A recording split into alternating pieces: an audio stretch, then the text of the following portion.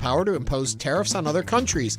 We'll discuss this and more of today's top stories. I'm Ernie Manouse. And I'm Frank Billingsley. We'll also talk with Amanda Edwards, nominee for the 18th Congressional District seat, about her campaign advancing to a runoff election following Tuesday night's results. Plus, we'll also hear excerpts from the latest episode of my series InnerVIEWS, in which I chat with actor Jeremy Jordan about his life and career. And we want to hear from you. Give us a call or text us, 713-440-8870, or email us at talk@hellohouston.org. You can also watch us on YouTube by going to houstonpublicmedia.org. All that and more right here on Hello Houston after the news from NPR and News 88.7. Hello Houston is made possible in part by founding sponsors John Bradshaw and Kathy Sanders, and by gifts from listeners like you. Live from NPR News in Washington, I'm Janine Herbst. The Federal Aviation Administration says it will reduce air traffic by 10% across some of the country's busiest airports to maintain safety during the government shutdown. This as it deals with persistent staffing shortages of air traffic controllers. NPR's Joel Rose has more. The FAA is planning to reduce air traffic in 40 high-volume markets beginning on Friday. FAA Administrator Brian Bedford says the agency wants to reduce the pressure at those airports before safety is compromised. We're not going to wait until we see something flashing red to say, oh, we should take action now. The FAA has already been delaying flights at some airports because of staffing shortages among air traffic controllers. Those controllers are required to work without pay during the shutdown, but some have taken on second jobs and many are calling out sick. Joel Rose, NPR News, Washington. The Trump administration says the partial amount of November's SNAP food assistance benefits it will distribute from contingency funds will be higher than first thought, with recipients getting, at most, 65% of their normal benefits. The USDA was ordered by 2 federal judges last week to use the fund to pay out benefits amid the government shutdown. This after the left-leaning Center on Budget and Policy Priorities found that the USDA's original analysis wouldn't use all of the funds and would have left some recipients with no payments this month. Former Speaker of the House and California Congresswoman Nancy Pelosi says she won't seek re-election in 2027. NPR's Barbara Sprunt reports her departure marks the end of an era in Congress. First elected in 1987, Pelosi would go on to become one of the most effective leaders of the Democratic Party. She cemented her place in the history books in 2007 when she was elected to become the first woman to serve as Speaker of the House. She could reliably deliver Democratic votes on must-pass legislation when necessary, although her first speakership came at a complicated time with a looming financial crisis. She reclaimed the gavel in 2019. During her 10 years as Speaker, she oversaw the passage of landmark legislation, including the Affordable Care Act, and enacted trillions in new spending as part of the American Rescue Plan. Barbara Sprunt, NPR News, Washington. Pope Leo says U.S. immigration officials have to respect the rights of migrants. NPR's Jason DeRose has more. Pope Leo spoke to a group of reporters just outside Rome and expressed concern about the mass arrests and deportations taking place in the United States under the Trump administration. To underscore his point, Leo referred to a passage from the Gospel of Matthew heard in many Catholic churches recently. Jesus says very clearly, at the end of the world, we're going to be asked, how did you receive the foreigner? Did you receive him and welcome him or not? The Pope was specifically responding to immigration authorities not allowing migrants arrested in Chicago to receive Holy Communion. NPR's Jason DeRose. This is NPR. Live from News 88.7 in Houston, I'm Alexandra Hart. The food and beverage workers at the George R. Brown Convention Center likely won't be going on strike. Weeks after passing a strike authorization vote, their union, Unite Here 23, announced union members will vote on a new contract today. Councilmember Joaquin Martinez represents the downtown area and sits on the board of Houston First, which owns both the Convention Center and the Hilton Americas Houston Hotel.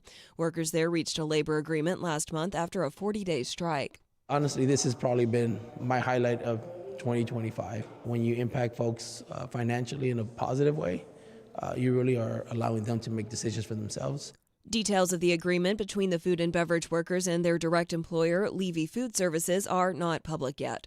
One of Houston's top performing arts organizations has announced new leadership. News 88.7's Joshua Zinn has more.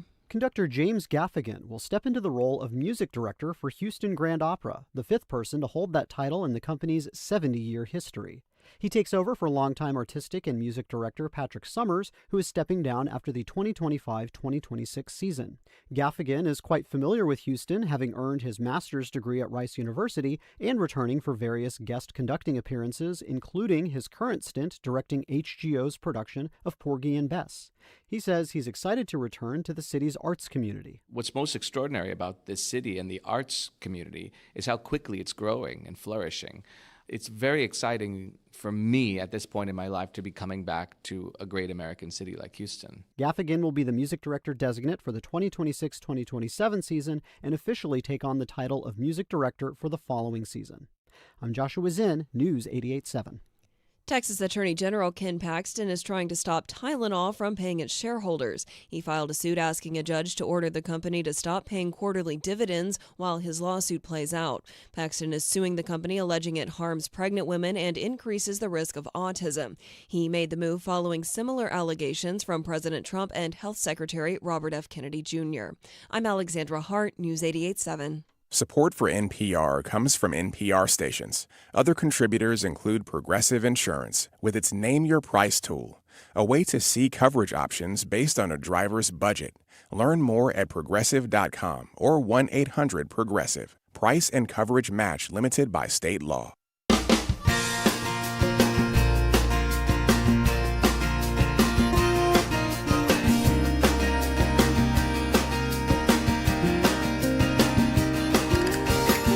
Live from the University of Houston, it's Hello Houston, an open forum on today's biggest stories affecting Houston and beyond.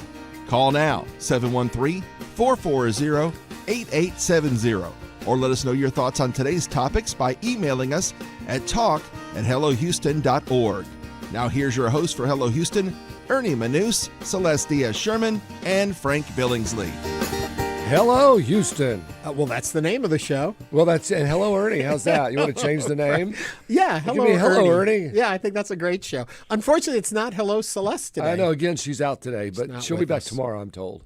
I am told the same. Yeah, so that's 2 to 2. But I won't get to see her because I'm going to be at Round Top. That's exciting. What are you going to be doing out there? Well, we've got the Round Top Film Festival is vying. We talked about it earlier on the show. They're vying to be another like Sundance, and that's what they want to grow into. But where are they now? At Sun? Yeah, it hasn't quite danced yet, Yeah. so they're just at the Sun. But they're just starting out, and they're growing, and they've got some celebrities coming in. They've got some great films, and they want to showcase Texas filmmakers and subject matter. So tomorrow, I'm going to get the opportunity to have... Now, here are a couple of the stars that are going to stop by and chat with me, so I've been told. Muriel Hemingway. You know, she had a restaurant in town years ago. See, I didn't know that till you told me with that. The Beckers that unfortunately passed in a plane accident. But they all had this restaurant at what was Saks Pavilion. Yeah. And she was, unless it was her sister, because there were two, Margot and Muriel, right? But it was one of them. Yeah. It was one of them, because I met her at the opening. I remember that. But it was probably Muriel because we're Margot like passed late away. 90s, like 1998. Yeah. And it didn't last long. And, of course, Saks Pavilion is long gone also. Yeah, but I forgot that was gone. Yeah, it's gone. There's a lot of those things out there in the city that you think about and you're like, oh, I haven't been by. Oh, wait, it's gone. That happens to me all the time. Does that happen to you? Give us a call, 713-440-8870. Are you driving somewhere and you look out the sidecar window and you realize, wait a minute, where did that go? That's all the time in this city. Right. Well, Helena, Arkansas, where my family was from, it never changes. Yeah. So I can go back there in 20 years and I'll know exactly where the Dairy Queen is. But Houston, the important places. Houston changes so quickly that you could go away really for 5 years and come back and you wouldn't know how to get around. Yeah. You'd be like, wait, because we count on these landmarks for direction more than we do street signs. We just say, oh, turn at the McDonald's. And then the McDonald's isn't there. It's become something else. Well, I'm going back to the film festival now. Okay. Also, Jeremy Lipnicki. Oh, yeah. He was a young child actor. Yes, he was in, oh my God, I'm looking at Jerry Maguire. He was the little boy in Jerry Maguire. He had a few other films at the time. That was about it. Yeah, he had a little period. He's still a working actor and a producer, and so he's still making films. So we'll catch up with him. And it's really funny because in your mind, child stars so often stay children. Like Peter Billingsley. Yeah, yes. I was talking with Valerie Harper about this years ago, and she'd been Rhoda on TV. And she said, and she was in a play about Golda Meir. And she enters on stage dressed and in makeup that looks like Golda Meir. And she said she can hear the gasp from the audience when she would come out because they would be like, oh my God, Rhoda didn't hold up well. And she wants to tell them, no, I look better than Golda Meir. Valerie Harper was a wonderful person. I really enjoyed her. She's You've no known longer so many with us. stars. Do you have a favorite? They're like children. Oh, Lord I God. love them Sorry all I the asked. same. Sorry I asked. There are a handful that I really became close with and have become friends with over the years. I know you have Al Pacino's cell number. Well, yeah. And so, yeah, I like Al. Yeah. Barbara Taylor Bradford, famous author. She just passed. She did. December, last December, I yeah, think. she was 91, maybe? Wow. Maybe a little off on the age. Yeah. Well, So, let me tell you anyway, something else. Tell me It's something November else. 6th. Okay. 2025, the first day of the Galveston Lone Star motorcycle bike rally. Oh. Big weekend. Yeah, Let me tell you, those calm down bikers- in Galveston. Those bikers bring hundreds of millions of dollars, it seems like. There's a lot of them. They're generally very well-behaved people. I mean, these bikes are expensive. These are people that ride for a hobby. But I got to tell you this. I've been forecasting weather for those folks for 30 years, and it's every weekend. It's always the first full weekend in November, it seems like, and the weather's always spectacular.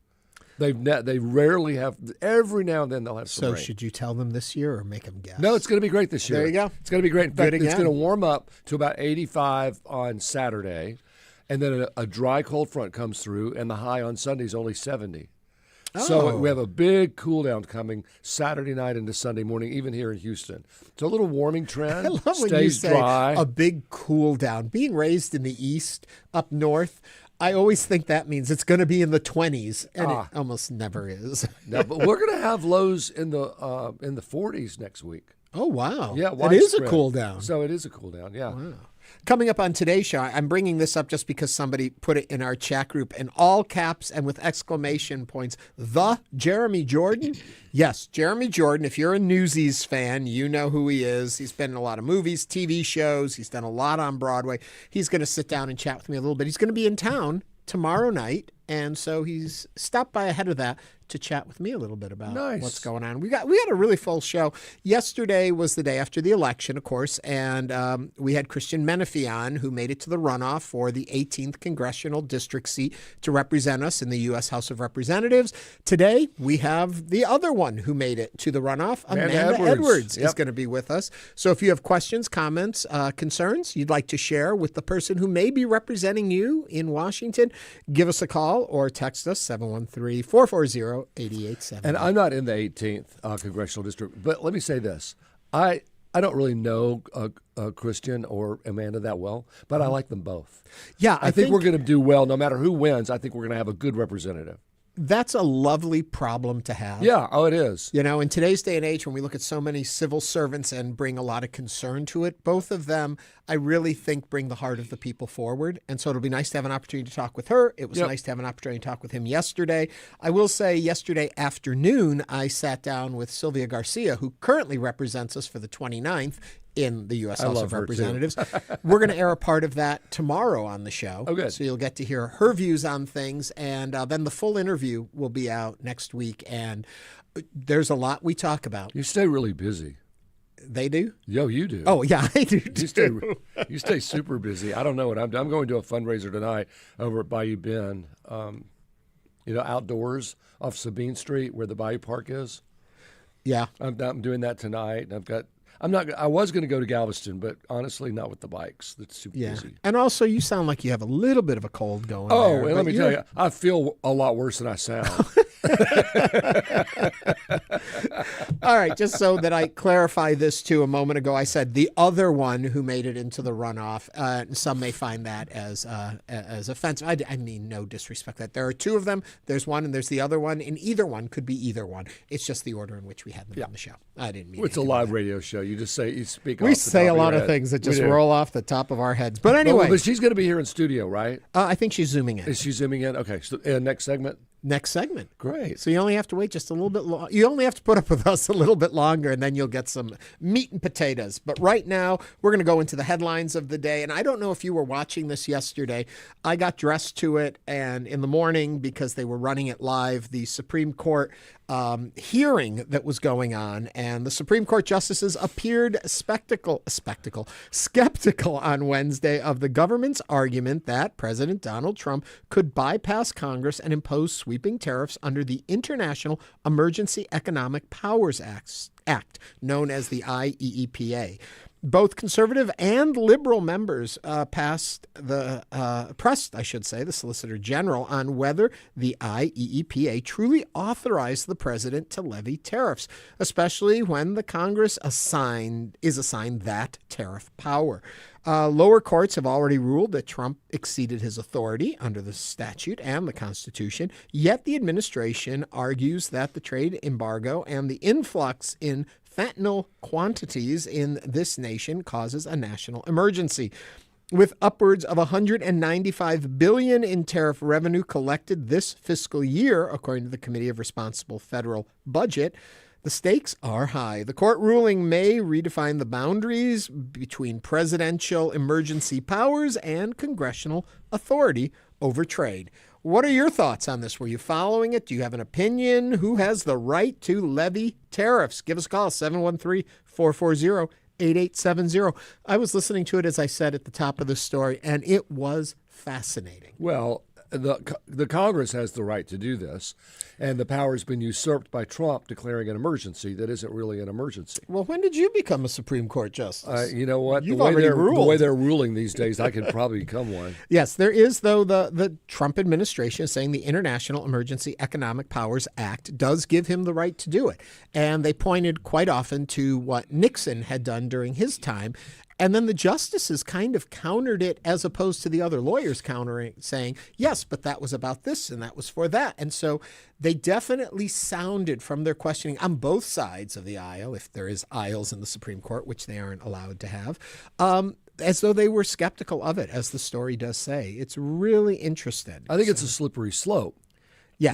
When Congress has the power to tax, that's part of Congress's job, is to levy taxes. Mm-hmm. And the president says, I'm going to levy them, and I'm going to levy them sort of, 5% here, 10% there, 100% here. I'm going to use them to leverage political power, not because there's a true emergency. Right. I just want to be able to stick it to somebody that's not doing what I want him to do.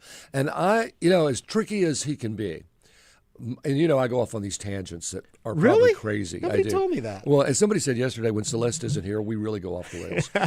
There's probably well, Judy already agrees with you on YouTube. Okay, so this probably couldn't happen. Although, what if the president said, I'm going to put a tariff on California oranges because I don't like what California is doing with this illegal redistricting, and they need to be taught a lesson. And so their oranges now are going to be $1 more than Florida oranges. I like Florida, so we're going to leave their oranges alone. Or New York, their apples. We're going to put an extra $1 on New York apples, which he doesn't have any right to do. But he doesn't have a right to do this. So, there are a lot of things that Trump doesn't have any right to do that he is doing. If I'm not mistaken, Governor Abbott has threatened a tariff on California. Well, and he has absolutely no power to do that. He also threatened a tariff on anybody who comes from New York and moves to Texas. And so what if this is the beginning of tariff season? And it's like, if you're a state that's not doing what I like, I'm going to take your most prized imports to other states and maybe to other countries, and I'm going to put a tariff on them. Wine Goddess Texas says, I'm very encouraged by the kinds of questions the court was asking during the hearing yesterday. Encouraged, interesting way to approach it. I was kind of fascinated by it. I thought it definitely was interesting to hear them say, but what you're saying isn't accurate. They were really coming at the lawyers for the Trump administration. If the Supreme Court does nothing else, it's study the law. They know the law. They are constitutional scholars. Some are constructionists when it comes to the Constitution. Some are not. Some are more interpretive, and some like to go with the times of the day. But at the end of it, they know the law.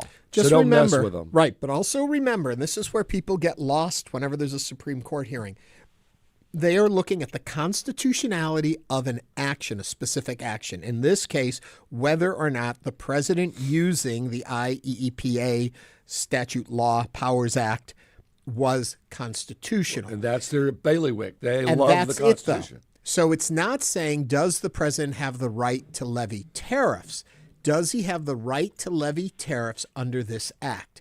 which he says is the act that gives the president the power to levy tariffs outside of Congress. So you always have to watch the fine lines in these. It's tricky, but they'll find their way through it. I have a funny feeling we know what they're going to come up with this time, but they have confused us in the past. They have caught us off guard. 713-440-8870. Mike from Cyprus, help us out on this. Hello. I had a question, and my question was, what has brought us to this point where the Republican Congress has allowed themselves to give up that right without saying anything? And what was the machinery in the background that came to that determination in order for the Republicans to allow this to get to the Supreme Court?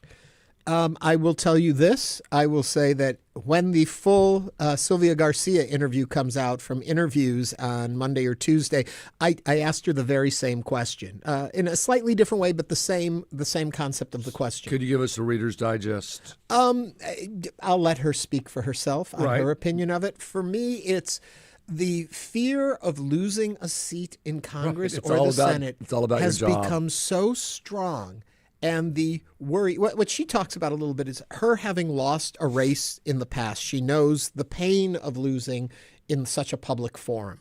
And she attributes some, and I am totally paraphrasing here, that there is that fear that is so great. To me, the shock of it all is the belief that as a public servant, your job shouldn't be to worry about being in place the next go-round. Your job should be representing the law and the people you represent. Correct. And that should be paramount. And if that means you lose your seat because you follow your ideals, that's okay.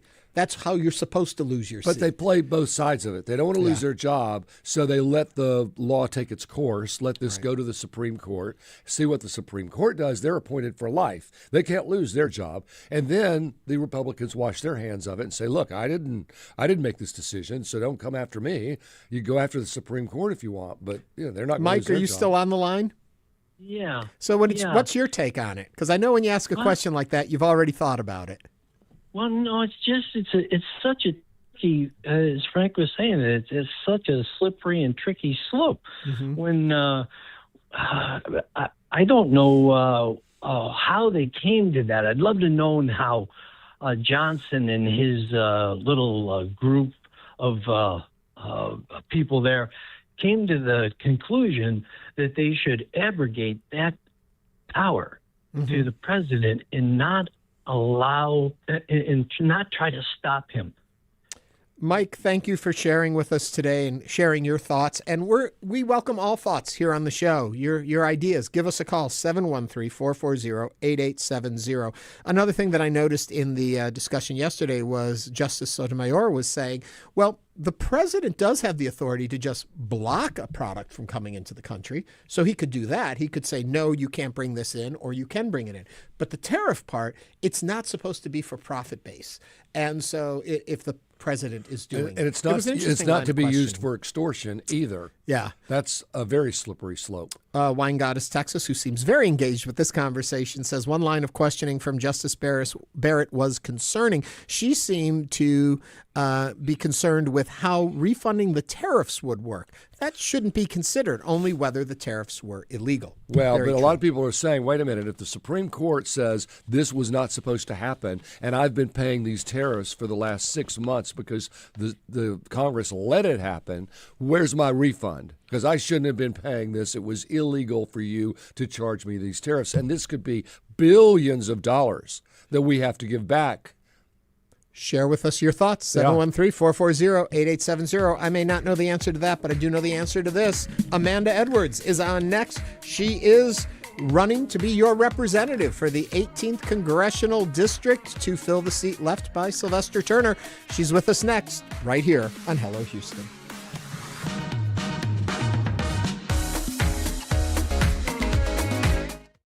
Hi, I'm Lenny Ambrose from St. Arnold Brewing Company, proud supporters of Houston Public Media. Right now, with your $60 donation, you can choose tickets to News and Brews. This member-exclusive event takes place February 17th. Enjoy a pint, connect with fellow NPR fans, and meet the Houston Public Media Newsroom in person. Select News and Brews tickets when you donate at houstonpublicmedia.org/donate. Clock. The Colorado River isn't what it was back in 1922, when the last agreement was made on how to divvy up the water among the several states it feeds. We've got these 19th century laws and 20th century infrastructure and 21st century climate, and those things don't fit together very well. I'm Elsa Chang. How states are renegotiating their share of the river without federal intervention on the next All Things Considered from NPR News. Listen today at 3 o'clock. After a fossil discovery in Africa, the way life emerged on Earth is being reconsidered. It changes the basic idea that complex life only showed up once and in a linear way. How the discovery has some scientists rethinking when multicellular life began and why others remain unconvinced. That's next time on Think. Coming up tonight at 10 o'clock. Support for Houston Public Media comes from Hildebrand MBA at UT Austin's Macomb School of Business, offering the Weekend MBA at Houston. Campus visit November 8th. Details at texasmbaevents.com. Make it here. Support for Houston Public Media comes from Collaborative for Children, advancing early education across Greater Houston by working with caregivers and communities so every child enters school ready to succeed. More at collabforchildren.org.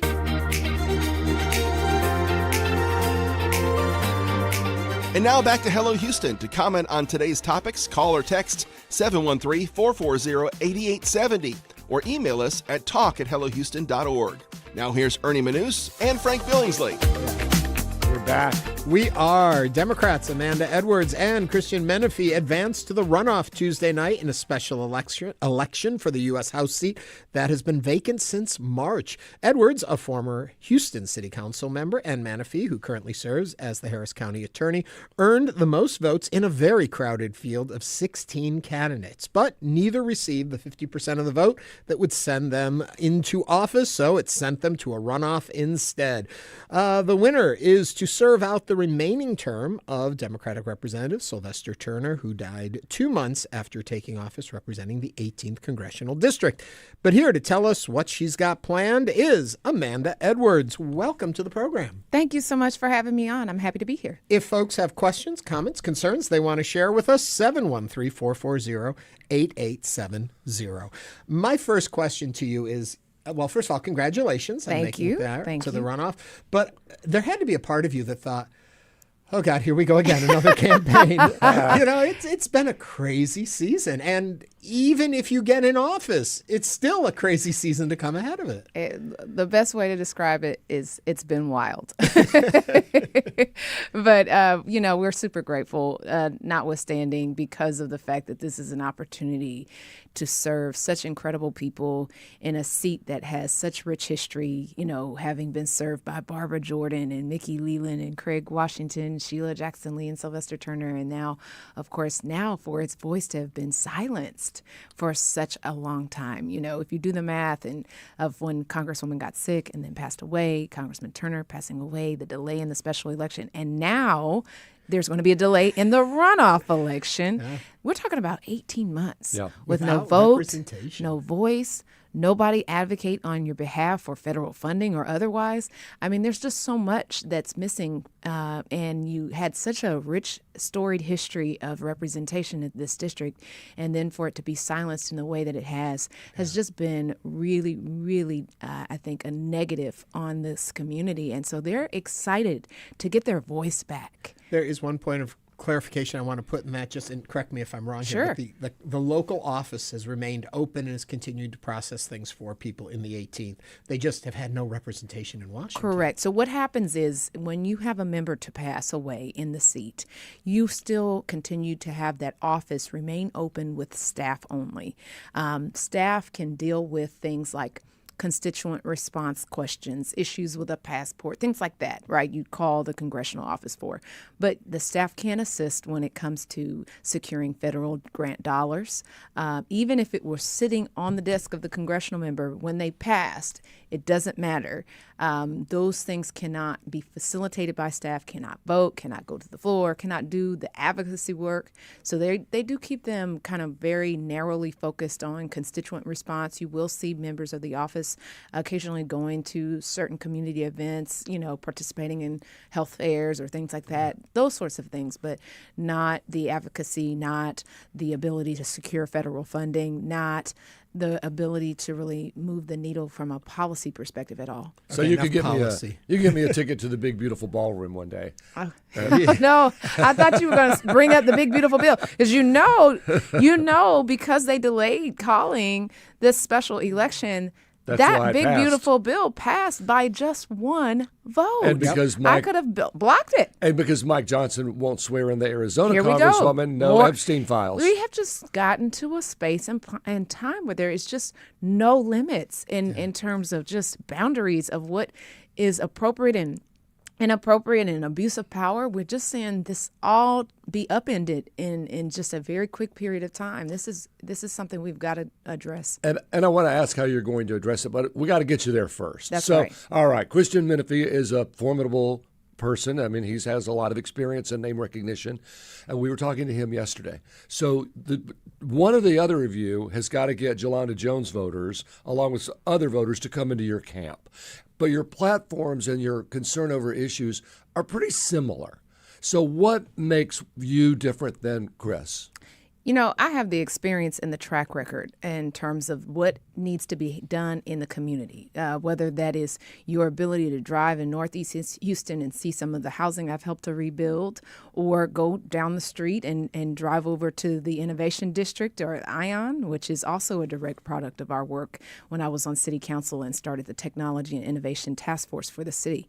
One of the things I think is important for people is that they not only see you, but they also know that you will be able to deliver results. And I've got a long track record. I've been around a long while serving this community in various ways, not just as an elected, but also with my nonprofit and just doing the work of the community. And so we consider ourselves to be the people's candidate because we truly are being propelled forward by the community. I'm not the establishment candidate in this race by no means. My line of trust and who I am accountable to extends directly to the community. Nobody else is in line. Nobody else, do I have an allegiance to other than the community members that I'm going to be elected to serve. And I'm assuming that some of that answer fits this question, too. It was a crowded field of 16 candidates. Why do you think you stood out? There were big names on that ballot, too, that were easily recognizable by people. What rose you to the top? Absolutely. The community members know me from my work. Yeah. So they don't have to guess what is it going to be like to work with her. Is she going to be good at constituent response? I was excellent at constituent response as a city council member. They know that question and answer. We've answered it. They don't have to ask what it would be like when it comes to being able to see her start and finish a project. We've done many, many projects, efforts that I've led, tech and innovation, small business support for women and minority small business owners. I can go down a very, very long list of the things that we've done in the community alongside them. Mm-hmm. That's the other piece I think I bring to the table, a community-based orientation. I understand that this district is not just a district, but instead it is a series of communities, neighborhoods, residents, families, all of which have to work together in order to get their needs met. And my goal and my mission is to create an 18 congressional district in a broader Houston area, in a broader nation, in which everybody, no matter what their background, no matter where they live, has the opportunity to thrive. And that means focusing on healthcare access and making sure that it's affordable and that we're expanding coverage rather than removing it. That means when it comes to education, making sure that our education system is supported adequately from a public education perspective. That means when it comes to economic opportunity, there's so many people right now that are frightened out of their minds about how they're going to make ends meet. I literally was passing out fruit on Saturday because of people's fears of what was going to happen with SNAP. And, we passed this big, beautiful bill that we already talked about. That's $900 billion in Medicaid cuts, $300 billion in SNAP cuts. And what that will also have the effect of doing is really destabilizing the 18th Congressional District, because there's such a disproportionate amount of people, a higher number of people that are consuming those benefits.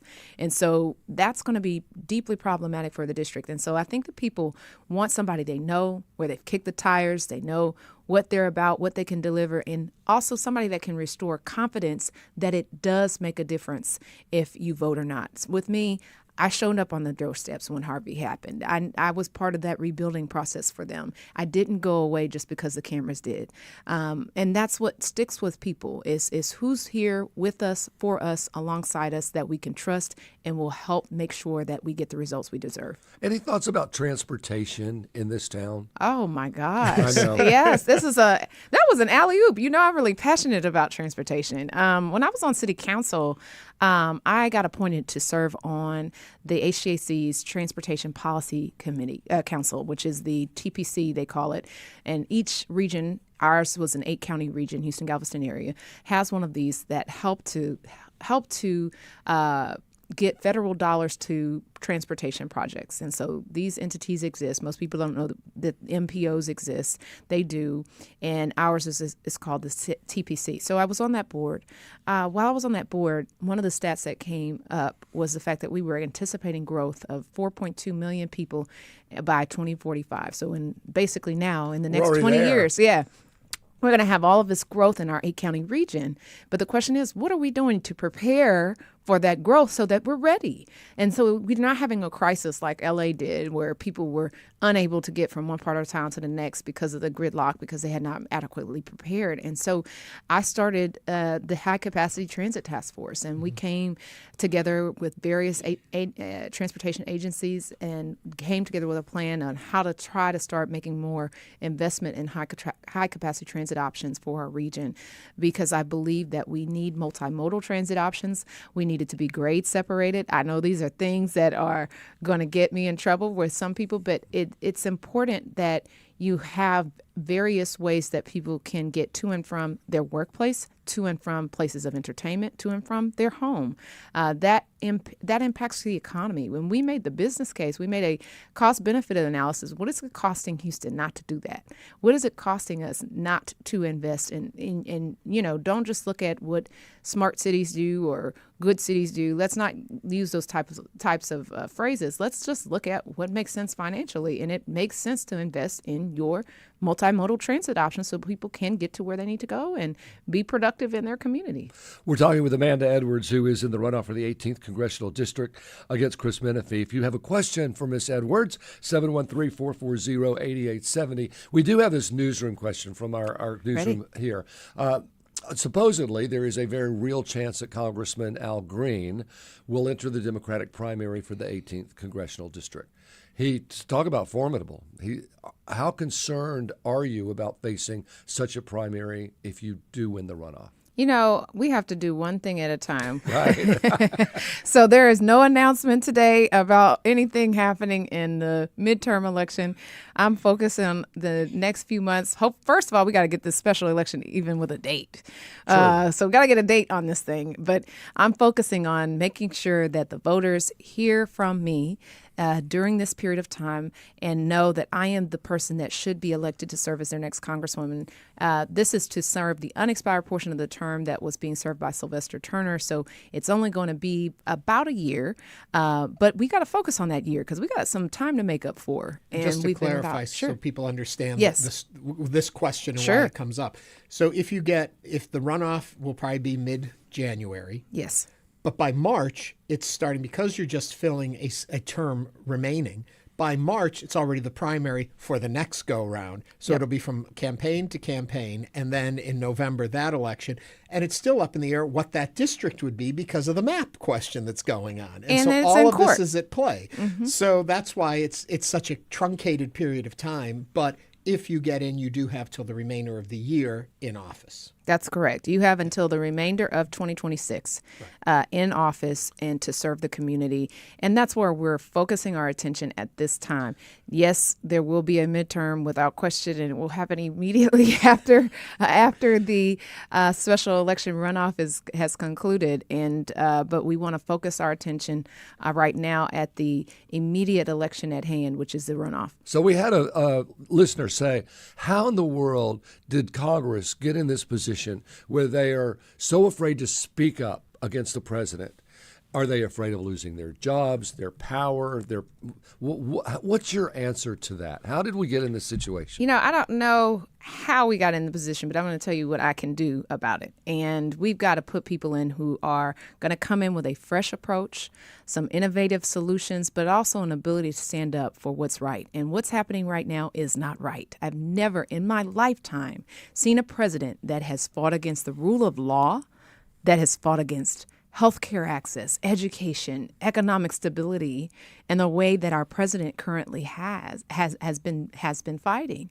And what we need is someone who not only can come in and have a voice and fight back verbally, but you need someone who will also be able to come in with a plan. We right now do not look like we have a strategy for how to play defense in an environment like this. And we've got to, fix that. When I was growing up, I played sports, and you had to play offense and defense. You didn't get to sit on the bench when it was time to play defense. That's when you were on your toes. That's when you were the most nimble. That was when you were the quickest, because that's what defense requires. And so we got to think strategically about how do we get ourselves in a position where we can still move the needle forward, even though he's able to set the agenda. That happens all the time. Look back. Civil rights movement. They were not in power the entirety of the civil rights movement. You can't just believe that you have no work to do when you're not in power. That's where the real work begins. That's the hard work. And so in that case, they had a clarity of mission and purpose. They knew exactly what they were trying to achieve in terms of equity and equality. And they also had a strategy when it came to litigation. They also had a strategy when it came to activism. They had a strategy when it came to legislation. So when they finally got to a point where they had enough votes, they were ready, locked and loaded to get this stuff passed. And they didn't have PR the way we have it now. They didn't have social media. No. Think if they had the power of Instagram and Facebook and social media. But there was a shared sacrifice. Everybody wanted to achieve the same goal. They had a clarity of purpose. They had a clarity of mission. They knew they wanted to change their life circumstances because what was happening to them was not right.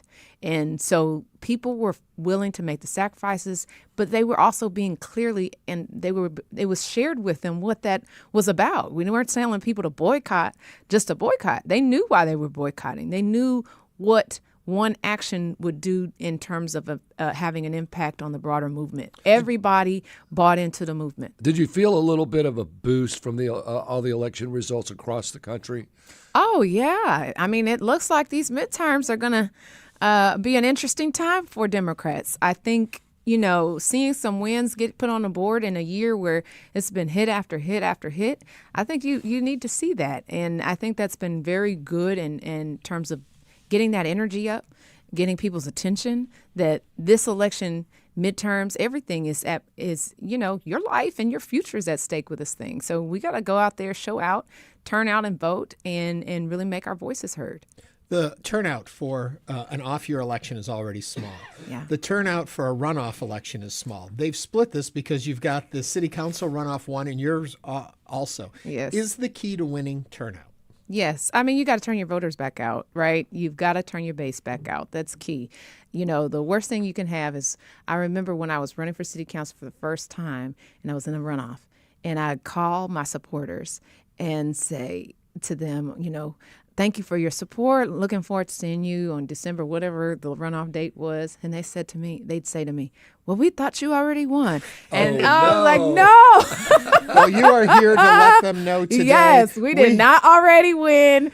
We are in a runoff. We need you to come back and vote. And Amanda that is Edwards, the key. I have to thank you for coming Of in right course. now. Thank you so much. And we'll be watching very closely. Don't forget to vote when they finally announce when the runoff will be. Coming up, we've got an episode of InnerVIEWS right after this.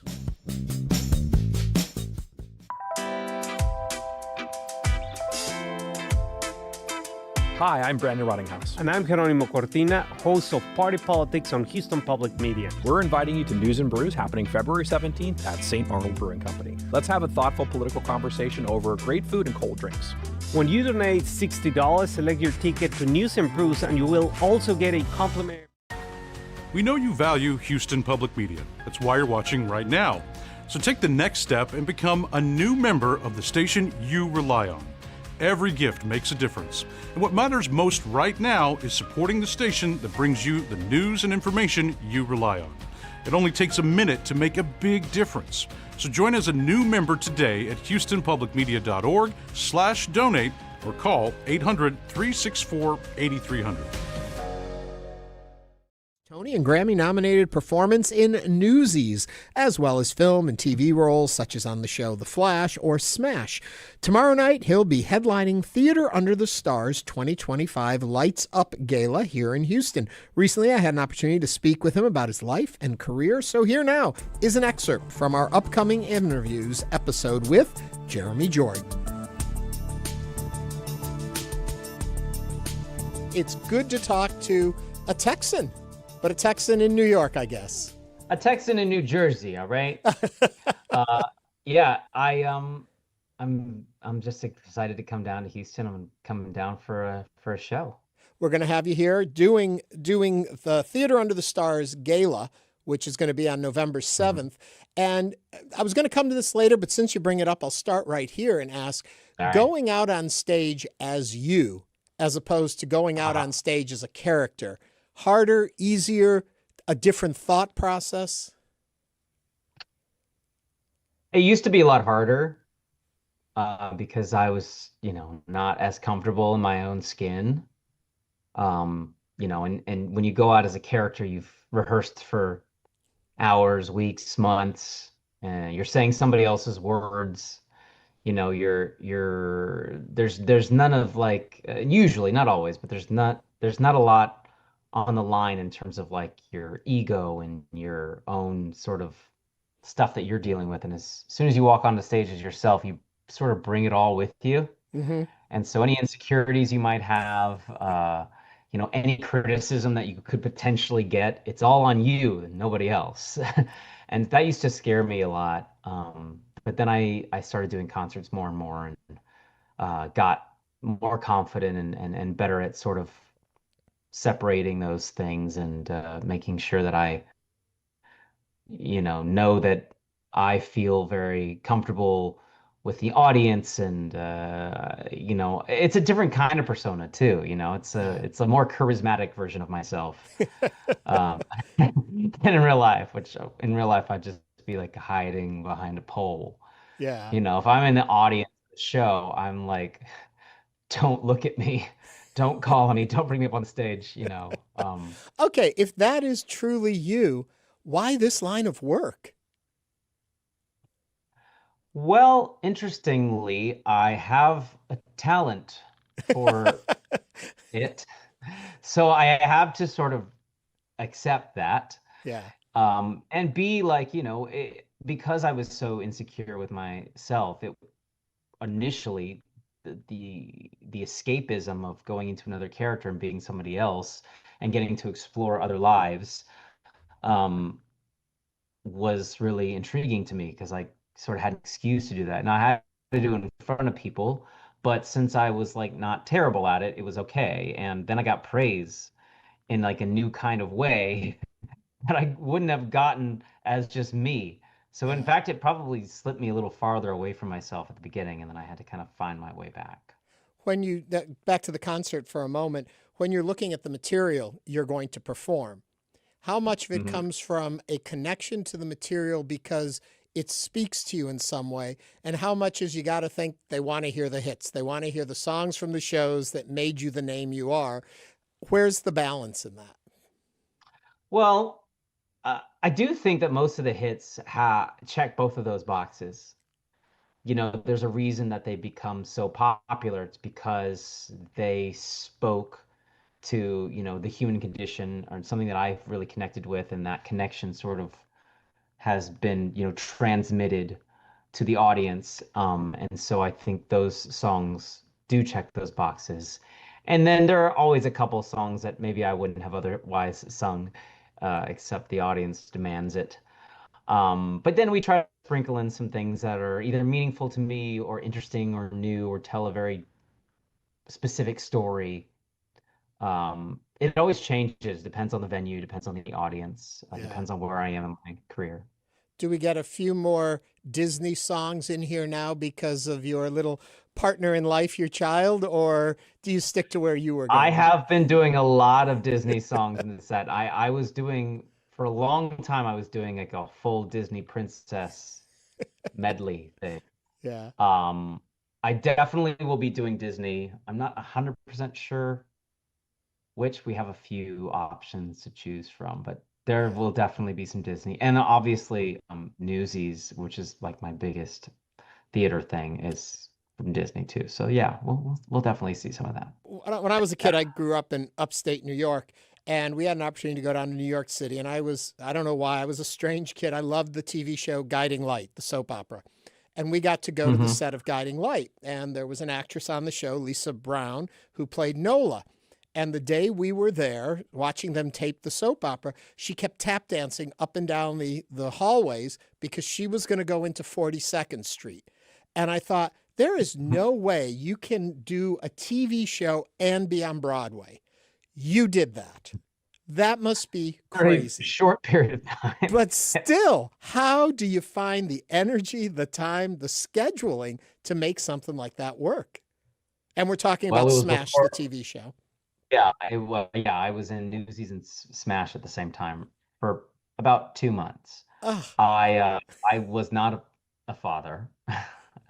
My wife was also in a show, so like I didn't have to come home and like be accountable to anybody, you know?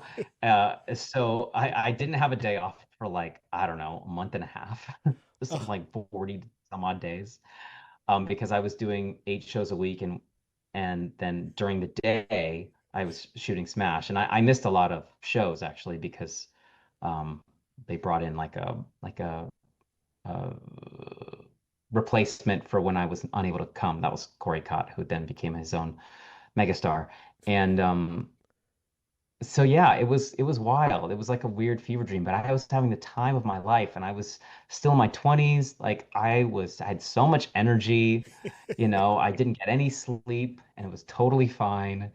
And you know, I was just living my best life. If that opportunity presented to me now at the age of 40 with a 6-year-old kid and a house out in Jersey, like I would be like, pick one. Yeah. I can't do it all. Can't do double duty anymore. Is it hard to adjust your presentational style in acting when you move between mediums? And when you're doing it 2 different ways in the same day, does that ever play with you? Or is it enough of the character is who the character is, so it brings the certain amount of energy to it? Well, I was lucky in that regard because Smash was a musical television show, so it was a little bit over the top as it was. And so it was a nice sort of transition for me to like be able to learn the new medium while bringing the old medium sort of with me and bringing the skills from that. But yeah, I am not one for how different they are internally. It's really external, you know. It's about using more of your body and your voice as opposed to using your eyes and your you know, subtle gestures. It's a matter of volume, and it's a matter of movement.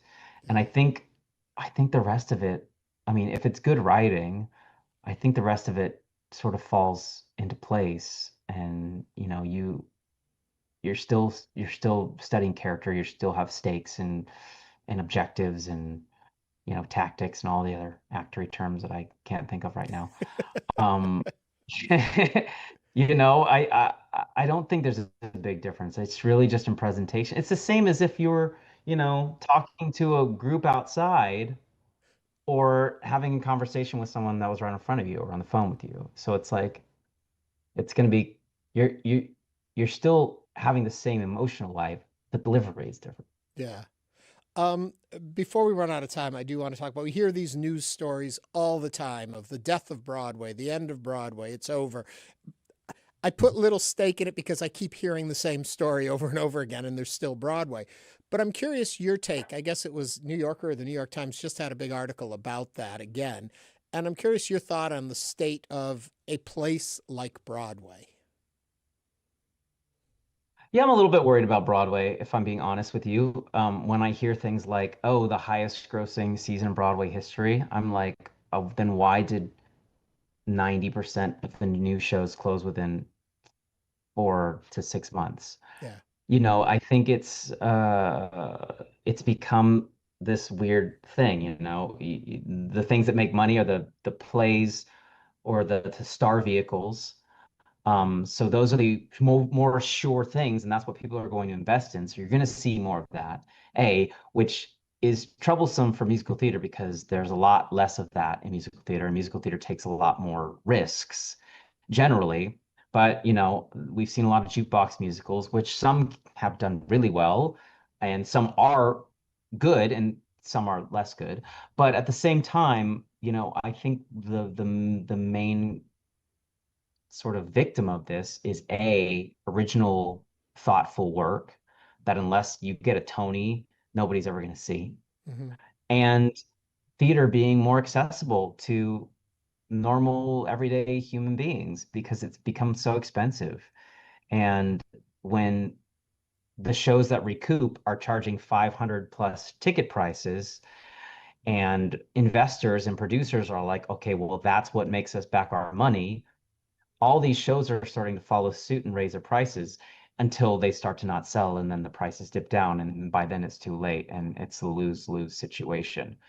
So I don't know what the solution is. I'm not an economical-minded person, but I see a lot of my friends struggling to get their pieces heard. And I do think there are a lot of people out there, a lot of decision makers that are still looking for great art and for something that is also entertaining. I think there's a little room for both. And I don't think it's going anywhere, though. I mean, you know, we survived a 1.5-year pandemic drought where nothing happened on Broadway and came back with a vengeance. So I think people are always going to be eager and hungry for that experience. And I just hope that it sort of normalizes a little bit more so that it's not just about the star vehicle and it's not just about the massive ticket prices. Yeah. I think about like Little Shop of Horrors, starting off Broadway, moving its way up and coming to become the show so many people know. And I think, well, what's that path for a show today? But then something like an Oh Mary comes and has that moment too. But I just feel and worry that there's a lot that aren't getting that fair shake. Yeah. I wish I knew the economics behind Oh Mary because I would make everybody copy it. But but you know, Little Shop was only super popular because it became a cult classic because of the movie. Mm-hmm. You know, and so it's you know, there are so many different paths to get there, but I do think it's become a little bit more troublesome and problematic. And it's really about keeping the right decision makers, you know, in power and also in check, and hopefully letting art and the sort of experience, the human experience of theater lead the way. Well, I'm happy with the path you've taken from Corpus Christi to Broadway, and then even back to Houston for the gala at Tuts. Thank you so much, Jeremy. I'm excited. Thank you for talking with us, and I'll see you in Houston. I'll see you then. All right, Ernie in conversation with Broadway star, singer, actor Jeremy Jordan. The full interview will be available soon on our Houston Public Media YouTube channel. Just look for InnerVIEWS with Ernie Manouse, Jeremy Jordan. Jeremy's performing at Theater Under the Stars 2025 Lights Up Gala tomorrow night at the Post Oak. For more information, visit tuts.org. So coming up, we'll continue diving into today's top stories. Nancy Pelosi's retiring, the book cycle, what's that about? And singer Christina Wells on the second hour of Hello Houston. Stay tuned. There's more Hello Houston on the way with Ernie Manouse, Celeste Diaz-Sherman, and Frank Billingsley. For the latest in local news, subscribe to the Hello Houston Daily Newsletter at HoustonPublicMedia.org. Hello Houston is a production of Houston Public Media. The opinions expressed by the guests of this program are solely their own and do not represent the views of management, staff, or underwriters of Houston Public Media. This is News 88.7. Support for Houston Public Media comes from Good Reason Houston, with the 2025 Houston Public Education Snapshot, tracking how Houston's schools are preparing students today for a living wage tomorrow. Learn more at goodreasonhouston.org. For this afternoon, lots of sunshine. We'll get up to about 80, and then tonight, mostly clear. Some patchy fog overnight, our low near 64. Currently, we have 80. This is your NPR station, KUHF, Houston. News 88.7, a service of the University of Houston. It's 12 o'clock. Just ahead on this hour of Hello Houston, former Speaker of the House Nancy Pelosi has announced that she will not seek re-election after nearly 40 years in Congress. We'll discuss this and more as we continue diving into today's top stories. I'm Frank Billingsley. And I'm Ernie Manouse. We'll also speak with the director and founder of The Book Cycle, who will tell us about their program of keeping books circulating by just giving them away at no cost. Plus, we'll also chat with Houston-born singer and actress Christina Wells, who will tell us all about her cabaret-style show, Divas Across the Decades. And we want to hear from you. Give us a call or text 713-440-8870 or email us at talk@hellohouston.org. You can also watch us on YouTube. Just go to houstonpublicmedia.org. Hello Houston continues right after the news from NPR and News 88.7. Hello Houston is made possible in part by founding sponsors John Bradshaw and Kathy Sanders, and by gifts from listeners like you. Live from NPR News in Washington, I'm Janine Herbst. President Trump says two companies that make GLP-1 obesity and type 2 diabetes drugs will reduce prices on some of their medications. Already Pfizer, AstraZeneca, and EMD Serono have agreed to drastically lower their prices for American patients, and today Eli Lilly and Novo Nordisk are joining the phenomenal list of the most exciting announcements. Trump says the agreement will slash the cost of Wegovy to $250 a month, and Zepbound will be reduced to $346 a month. And Trump says both companies say the oral weight loss drugs currently under development will be sold for around $149 a month. This also clears the way for Medicare to cover the drugs with $50 monthly copays. The list price of the popular drugs range from $1,000 to around $1,300 a month, though the actual price people pay depends on their insurance plans. It's day 37 of a now record-long government shutdown. Earlier this week, some Democrats suggested they were searching for a way out. But as NPR's Sam Greenglass reports, victories at the ballot box Tuesday have emboldened many of them to hold firm. Over breakfast at the White House, President Trump told Senate Republicans the shutdown hurt their party on election night. The results have given some Democrats, like Senate Minority Leader Chuck Schumer, confidence to hold out for an extension of expiring health care subsidies. The election results were not vague. They were a lightning bolt. Bipartisan talks among rank-and-file senators are continuing, but it's unclear if 8 Democrats will back a funding measure without a firm plan to extend the subsidies that can also pass the House and get the president's signature. Sam Greenglass, NPR News, Washington. Former House Speaker Nancy Pelosi says she will retire in 2027. The California Democrat was the first and only woman to serve as Speaker, and as such wielded immense power. Her decision comes after she helped lead California's Prop 50 redistricting effort as the party countered President Trump in this week's election. The amount of damage caused by Hurricane Melissa in Jamaica and Cuba has increased. NPR's Rebecca Hersher reports the storm was one of the most powerful hurricanes ever recorded. Large parts of Jamaica and Cuba are still in ruins a week after Hurricane Melissa swept through. Dozens of people were killed across the Caribbean. A new analysis by the climate risk modeling firm Karen Clark & Company finds the storm caused an estimated $2.4 billion of insured damage. That includes damage to homes, businesses, and industrial sites in Jamaica and Cuba. NPR's Rebecca Hersher reporting. Wall Street is trading lower at this hour. The Dow is down 423 points, the Nasdaq down 372. You're listening to NPR News from Washington. Live from News 88.7 in Houston, I'm Alexandra Hart. Congressman Al Green will make a major campaign announcement Friday evening at Houston's Wyndham Hotel. Green has represented Texas's 9th Congressional District for more than 2 decades. But this past summer, Republican state lawmakers drew him out of the 9th District and into the 18th. Green has previously said he would not be a candidate in the 9th District next year, but he would be on the ballot, implying but not confirming that he would be a candidate in the Democratic primary for the 18th. The 18th district has been vacant since the death of Congressman Sylvester Turner in March.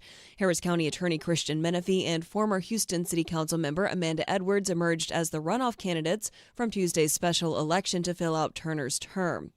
The Federal Aviation Administration says that it will reduce air traffic by 10% at both George Bush Intercontinental Airport and Hobby Airport. News 88.7's Matt Harrop tells us this starts tomorrow.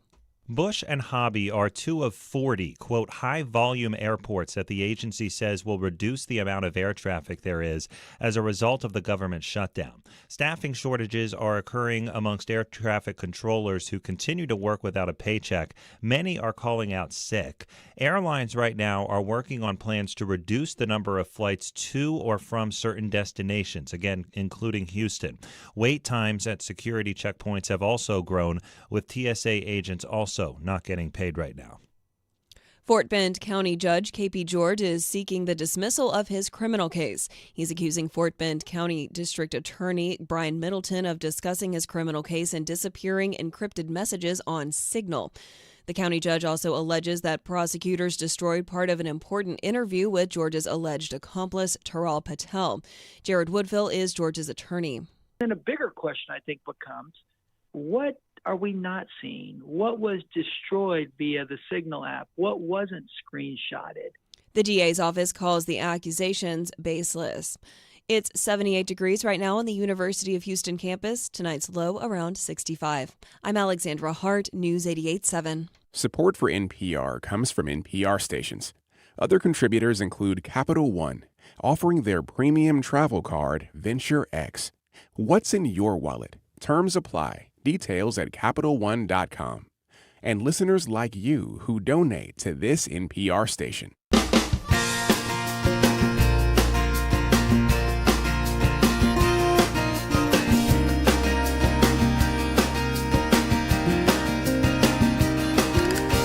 Live from Houston Public Media and News 88.7, it's Hello Houston, an open forum on today's biggest stories affecting Houston and beyond. Call now, 713-440-8870, or let us know your thoughts on today's topics by emailing us at talk@hellohouston.org. And now, Hello Houston with Ernie Manouse, Celeste Diaz-Sherman, and Frank Billingsley. Hello, Houston. Back for a second hour. November the 6th. Thank you for that. 2025. Celeste is not with us. If you've been listening to the show, you're aware of that for today, but she promises to be back in her empty chair tomorrow. She will fill it up. She, like pinky swear? Yeah, pinky swear. She Okay. promises she'll be back. And Good, tomorrow, I miss her. as we were talking about, I'm going to be in Round Top at the Round Top Film Festival, and I'll be joining us from there. Us, the royal us, I guess. And also, we talked about a couple of the celebrities I'm going to be talking to, but I'm also going to be talking with the producer of a new documentary about the life and times of Lynn Wyatt called Lynn. So that'll be kind of fun. She's had quite a life. Oh, my Lord, yeah. Yeah. Yeah. So that'll be interesting. Good for you. You know, she's just your everyday lady here in town who's dined with royalty and presidents and billionaires and, you know, just a simple woman. The nice thing about it, though, is to have that access to such wealth. She turns around and she shares it back out into the community and has funded a lot of our fine arts and a lot of infrastructure within the city. So definitely is one who philanthropy is a big part of the story of Lynn Wyatt. Well, good. Yeah. I look forward to that. Yeah, so I'll get to meet the producer of that film and others. So be back with us tomorrow. That's the important thing about tomorrow's show. Nice. All right. You want to read this email? Which email do you want me to read? Stephen Livingston. Stephen Livingston. It's a long email, but basically Stephen is saying he was shocked to hear our commentators today say that Trump might put tariffs on California fruit. Which is not what I said. And I do believe in commentators, they're referring to Frank. I made the comment about Governor Abbott, and my quote was on Governor Abbott putting 100% tariff on people moving from Texas to Texas from New York. Right. And the exact quote from Governor Abbott's official Twitter X account is, after the polls close tomorrow night, I will impose a 100% tariff on anyone moving to Texas from New York City. He followed that up by saying, join me for a moment of silence for New York City, thoughts and prayers. He has since indicated the remark was tongue-in-cheek, but that's what I was referring to, was his comment on it. Right. What I was referring to is that tariffs are what Congress constitutionally can impose on other countries. Right. They're not for the president. The president has found this emergency and this threat of drugs and is using that as a loophole to, I think, try to extort or bend other countries to his will by imposing these tariffs. No, he can't impose tariffs on other states. Supposedly, he doesn't have that authority, but he doesn't have the authority to do what he's doing. That's my point. The Supreme Court needs to rule against this based solely on that he does not have the authority. So my point is, if you let him have this authority, what other authority is he going to take that he doesn't have either? So, Stephen, I know the Constitution and I know what tariffs are. So thank you for your email. I appreciate you writing it. But I was trying to make the point that when the president gets away with this, as he's gotten away with, the Supreme Court doesn't step in, what's next? What's next? Mm-hmm. And we don't know, because so much has happened in the quick 7 or 8 months that we've had this man in power that it's hard to know what's coming next. So that's the only point. Thank you for your email. All right. Coming up, what? Interesting. All right, email. read that one. We have 2 great candidates for the 18th district. But by all logic, since Sheila Jackson Lee was in a runoff with Amanda, she should have been the candidate on the ballot last November if the precinct chairs had put Amanda's name instead of, it says Spencer. I think they mean Sylvester Turner, I think is what they, but I don't know. Anyway, I think that unfortunately we had 2 congressional representatives pass back to back. Mm-hmm. So I think the point is, if Amanda's name had been on the roster to begin with, then we would have someone there. Yeah. Anyway, keep sending those. Keep sharing what you think. The part of that text or email I absolutely agree with is we do have 2 great candidates. And as we were saying earlier, we are in a very lucky spot that we have good candidates running. In a lot of races, you pick the better of 2 evils. In this case, we have a choice of picking the better of 2 good candidates. And I was making the point, too, that that listener said, why are these people in Congress not standing up to the president? And we said that power, they don't want to lose their job, basically seems to be the answer. When you look what Amanda and Chris are going through to try to win a runoff against each other, then they'll be in another March runoff, primary, and then they'll have to run again. It's like you work so hard to get where you are, and then you're just going to give it all up because you don't agree with the president. I mean, it's a very tough position for these representatives to be in because they don't want to lose their job. They work very hard to get there. Yeah, terms are a very interesting thing, how long terms are. And that's one thing that Anise Parker fought for when she was mayor, was instead of the mayor of Houston having 3 2-year terms, she felt like, you don't have a chance to govern. You're always running for the next election. So that's why we switched to 2 4-year terms for our mayor, because it gives them time to build their body of work and to get something like the president. Like the president does. So there you have that. Thoughts on that. Coming up this hour, we're going to be talking about the book cycle. Fascinating place. You're going to want to learn about this, and you're going to want to visit it because they have all books there free. That's the price. Free. She'll tell us how that works and why she's doing it. And then also a true friend of our show will be back with us. It is Christina Wells. Boy, true friend, and I stumble her name. Christina Wells will be with us. She's a good friend of mine.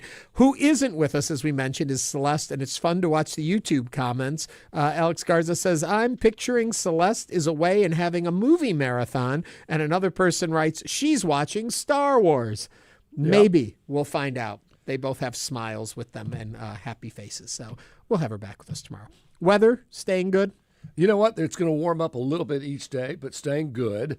And then this cold front comes through Saturday night and cools us back down pretty much big time, like 86 for a high Saturday and 70 for a high Sunday. How long will that stay with us? Through the next week. We're going to see some lows in the 40s next week. Good. So there you go. November. Moving into the headlines of the day, and we're back on politics. And this was the big news this morning. To some, it was a surprise. To others who'd been watching closely, it wasn't that big a surprise. Former House Speaker Nancy Pelosi announced Thursday, that's today, she will not seek re-election, ending a historic 20-term career in Congress. Quote, I have truly loved serving as your voice in Congress, the California Democrat 85 said in a video to her constituents and to the rest of us, because once it's in video, we all could see it. Quote, with a grateful heart, I look forward to my final year of service as your proud representative. Pelosi's departure marks the end of an era. In 2007, she became the first woman elected to serve as Speaker of the House, a role she held again in 2019 to 2023. As Speaker and leader of House Democrats, she was known for her sharp political judgment and strategic legislative skills. At the same time, she was a frequent target for Republicans who painted her, a San Francisco-based multimillionaire, as the quintessential coastal elite. Pelosi, who raised 5 children before entering Congress, rejected that portrayal. So what do you think? Pelosi calling it quits. 713-440-8870. I remember, I guess it was 2019, she had to be voted in as the speaker. And a couple of people raised their hand and said, well, I want a shot at this. And she handed them her calendar and said, take a look at that. Can you keep up with this? I run around the country all year long raising money for Democratic candidates, giving speeches, doing all the work of Democrats. She said, if you think you can keep up with this, and she did it in her 70s and 80s, and they all said, okay, no, we can't do that.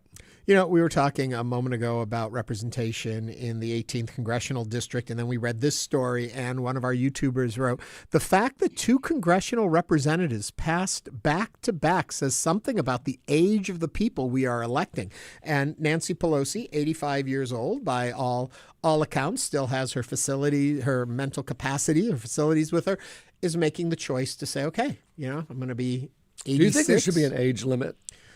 No. I think there should be an ability limit. Well, how do you determine that? Well, because we look at, case in point, Biden at touching on 80, looks a certain way, feels a certain way. Cher, touching on 80, looks and seems a certain way. It really has nothing to do with the numerical numbers. It's the ability to function, to process, to move. Some people get dementia. Some people don't. Some people get smarter and sharper with age. Some people don't. So it's a can of worms, buddy. Yeah, I know, I but mean, I don't know how you would ever. I don't know how you do it. We can all find a doctor to say we have bone spurs. Right. I think, though, what we have to have is representatives who are fully aware of what they are aware of and be able to determine and a support system around them. Grassley says to Mark Zuckerberg in that hearing, so what exactly is the Facebook? Okay, that's somebody who's not in touch. But see, that's what voters are supposed to do. Well, there you go. Voters are supposed to be voting in. Now, term limits, I'm the same way about. I'm not exactly sure if I'm in favor of term limits. I go back and forth on it. But I believe we as voters are the ones who decide the term limit. If you've got a representative who is delivering for you the work that you want done and you are seeing the progress and the support and the understanding of your community, I don't see a reason to take someone out. But if you see someone who's faltering and not able to do their job and has an inability to do it, you should feel comfortable voting them out of office. But it seems once somebody gets a job, they always say an incumbent is hard to beat because people hate to fire somebody. They're not all Donald Trump. If their life is, in shambles, then they're like, it's okay. I've had people say, it doesn't really matter who's president. My life never really changes much. Well, that may be changing this year or next, but I've had people say that. Yeah, well, and it's kind of true. I mean, the stock market continues to kind of go up, and inflation goes up, and all of these different things happen. But I think we have seen, at least in this century, big changes. I think when the economy cratered in 2008, it shooed in the Democratic Obama for sure, and I think after 2016, people were ready for a change and pulled in Biden. Mm-hmm. And if Biden had not faltered, he probably would have been reelected. A couple comments coming in. One of them says, members of Congress are awarded committee chairmanships based on seniority, and that is why it can be beneficial to have a long-serving representative that is older. Absolutely true. Yes. That's true. And maybe they should look at how they do that. Maybe it shouldn't always go to the oldest person in the room. Not that it does. I'm just making a joke there. And then we had another one that said, if that doctor who said, wait, I jumped one over.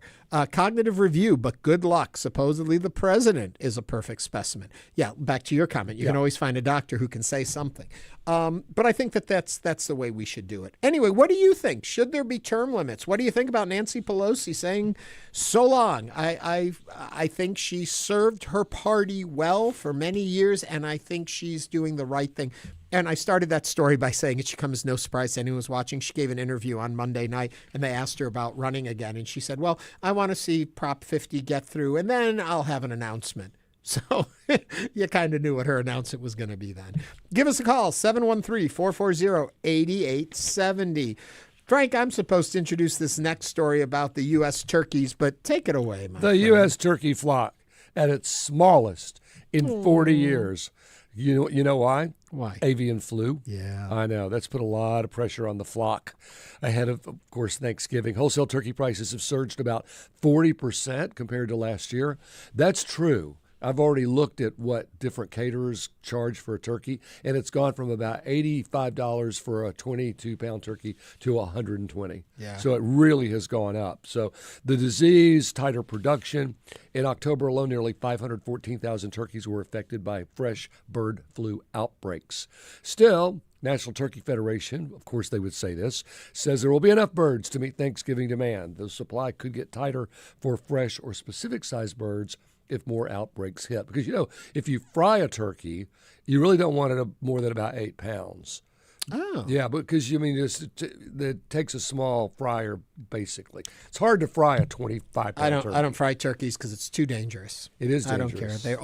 They always have accidents. Yeah, flash fires. Yeah. But they sure are good. Have you ever had one? Yes. I do. Okay. So do you like dark meat, white meat? White meat. Dark meat.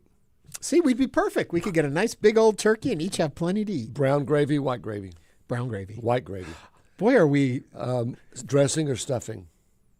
What's the difference? One's Stuffing, you put bird. it all in there and cook it with the turkey, a dressing you make on the oven. I'm going dressing. Yeah, and me too. no of those little bits and pieces that you find in the little bags inside the bird or Giblets the neck or whatever any of that. No, thank you. Okay, sweet potatoes or mashed potatoes? Both.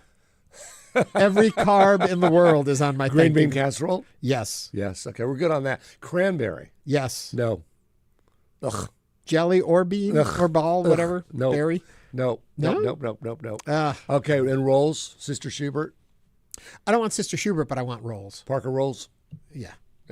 Yeah. You ought to try Sister Schubert. I know. Well, I mean, I don't have a problem with it. It's just I'm not branded. I just want to make sure there's rolls and bread, and I like. Well, you got to have rolls so that you can make little turkey sandwiches that night. Right. So, yeah. Well, I have a habit of the day after Thanksgiving, I cook a whole other Thanksgiving dinner. Why? It was an old tradition, started a while back, and then I invite my friends over. Okay, I have not been invited. Well, you didn't hear the rest of the story. To decorate my Christmas tree. Oh, I've been there for that. Yeah, and then there's their second Thanksgiving dinner. But it's also because I often eat somewhere else, and so I don't have the leftovers I want, because that's my favorite part of Thanksgiving. Leftovers. So if I do another one myself, then I've got... And you know what? I could do an entire Thanksgiving dinner with no turkey. So this turkey shortage doesn't scare me, because really it's the sides for me. My mother was so bad at making turkey, we switched to beef tenderloin about... when I was 14. I learned to cook a beef tenderloin last year. And then I made like 3 in a row, and my friends are all like, enough with the beef tenderloin. I'm like, no, I'm learning. Well, her turkey was always dry. Oh, well, you don't want that. Yes. You cook the bird upside down, turn him over, smart. and then the juices from the dark meat flow into the white meat. Is that There a you go. Greek We'll talk thing? a lot. No, it's just a smart thing. We'll talk a lot more about that as we get closer to Thanksgiving. We were talking about Nancy Pelosi. Alex from Pearland has a thought on that topic right here at 713-440-8870. Alex, what's on your mind? I just wanted to comment on Nancy. Uh-huh. I think that was the right way to do that. Mm-hmm. When I think everybody knows their bodies, everybody knows their status. So I think it's good to say, you know what? I think I'm done. And instead of just clinging to the power. Yeah. But to say, you know what? I think enough is enough. I always made a reference to Mandela. Mandela knew, because he knew that, you know what? I can't do it anymore. You know what? Let me leave it to other people. Yeah. I think if our politicians can have that mentality to say, you know what, as much as I want to stay here, I can go. She broke her hip last year, right, and had a hip replacement. So she probably is feeling it. And she had the whole situation with her husband and the attack on him. And I think she served her nation as she was elected to do, and she did her job. And according to her party, she did it well, and she knew when to say thank you. Yep. Yeah. Thank you for that comment, Alex. Okay, we are going to wrap this segment. Coming up, we're going to have the director and founder of the Book Cycle here, and then Christina Wells a little bit later. So Love her. Don't go anywhere. You're listening to Hello Houston.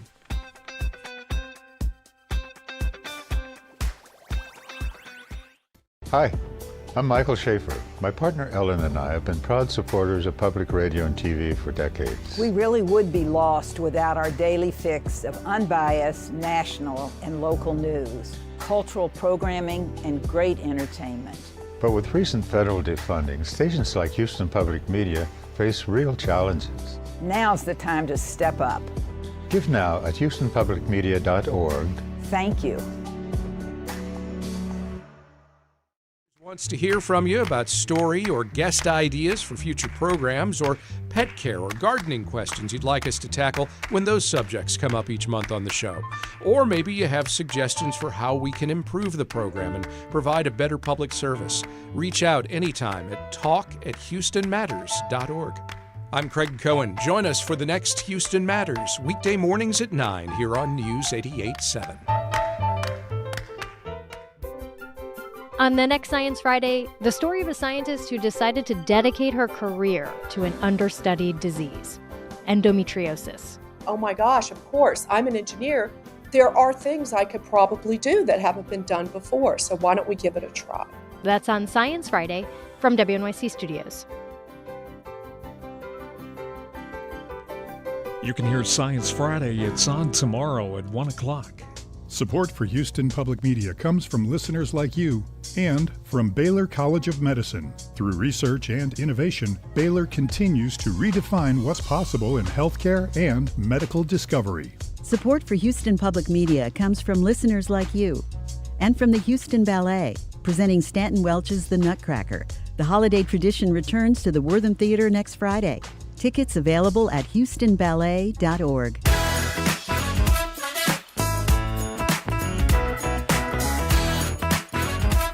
And now back to Hello Houston. To comment on today's topics, call or text 713-440-8870 or email us at talk@hellohouston.org. Now here's Ernie Manouse and Frank Billingsley. The Book Cycle is a local group that keeps books in circulation by giving them away at no cost. People can donate books they no longer need or stop by their location to find something new to read, so you can give or get either way. Not just a place where someone can walk in and grab a book for free. It's a space also for the community to connect and share their love of reading. So it really is an immersive experience with books. To tell us more, we're joined by Sara Loperena, director and founder of the Book Cycle. Welcome to Hello Houston, Sara. Thank you so much. I'm happy to be here. So how long have you been doing this? And tell us just a little more about it. Sure. I basically started the organization in 2012. What I wanted to do was just something for the community. I wanted to do something with reading. I considered teaching. I felt really called to do something with books and accessibility, just in the light of there was a huge fad that was happening with e-readers. And as a lifelong book lover and book collector and enthusiastic reader, I was terrified. There's something about holding a book in your hand. Absolutely. And we hear that a lot. Dog-earing the page or having a special bookmark. The smell. The feel of paper. Yeah, I get that. So, all right, so how did it start? 2012, and you're like, let's start with books. I basically asked anyone I knew if they had books. I had a connection with the River Oaks Garden Club, and they have a big sale every year and have trouble finding a place for the books that they have left over. So I was able to get what for me at that point was a giant donation, and to figure out, now I was sorting in my garage, and I basically went to markets and said, I'll take a tent every Saturday or every other Saturday, and word of mouth, foot traffic, I just kind of spread what I was trying to do, and then ended up with a small space in Polk. Talk a bit about the fact that the books are just given away, and why that's important. A lot of people say, well, so, go to a library. There's something about it. Talk about the philosophy behind that. For me, who I grew up with my books, I bought at book sales in libraries where there's a cart and every book that they're discarding is for sale for 10 or 15 cents. that opened me up to books I would never have read before, interests I never would have gotten into, ideas, philosophies. That is such an important thing, to be able to have access not just to the books in a school library or sections you might be attracted to, but to have the ability to go and peruse literally any books. I also think the ownership is really important. One of the biggest, most important tells of future academic success is just having books in the home. And there's so many families that just don't have the ability to do that. And not to feel like the books are theirs. The kids can really read through them over and over again. It can be repetitive. That kind of comfort is important. So creating a space like that where books are free. So they take the book. They don't have to bring it back. You don't even say, oh, by the way, once you've read it, bring it back for someone else. It's yours if you take it. It's yours if you take it, and there are no strings attached. A big part of what I try to do is make sure people know you don't have to bring books to donate, to take books. It's not a one-for-one trade. We only ask that people try to keep the resource free. So if you take the books, they're yours. But if you're ever done with them, we'll take them back, put them in a little free library, give them to a friend or a relative. That's all we want, is just a resource that's free for everyone. Do not take them and try and resell them. We don't like that. Yeah, no, that's not we good. do try to discourage that. Well, I'm trying to understand your business model, and I'm running into a book wall. Money? You don't charge for books.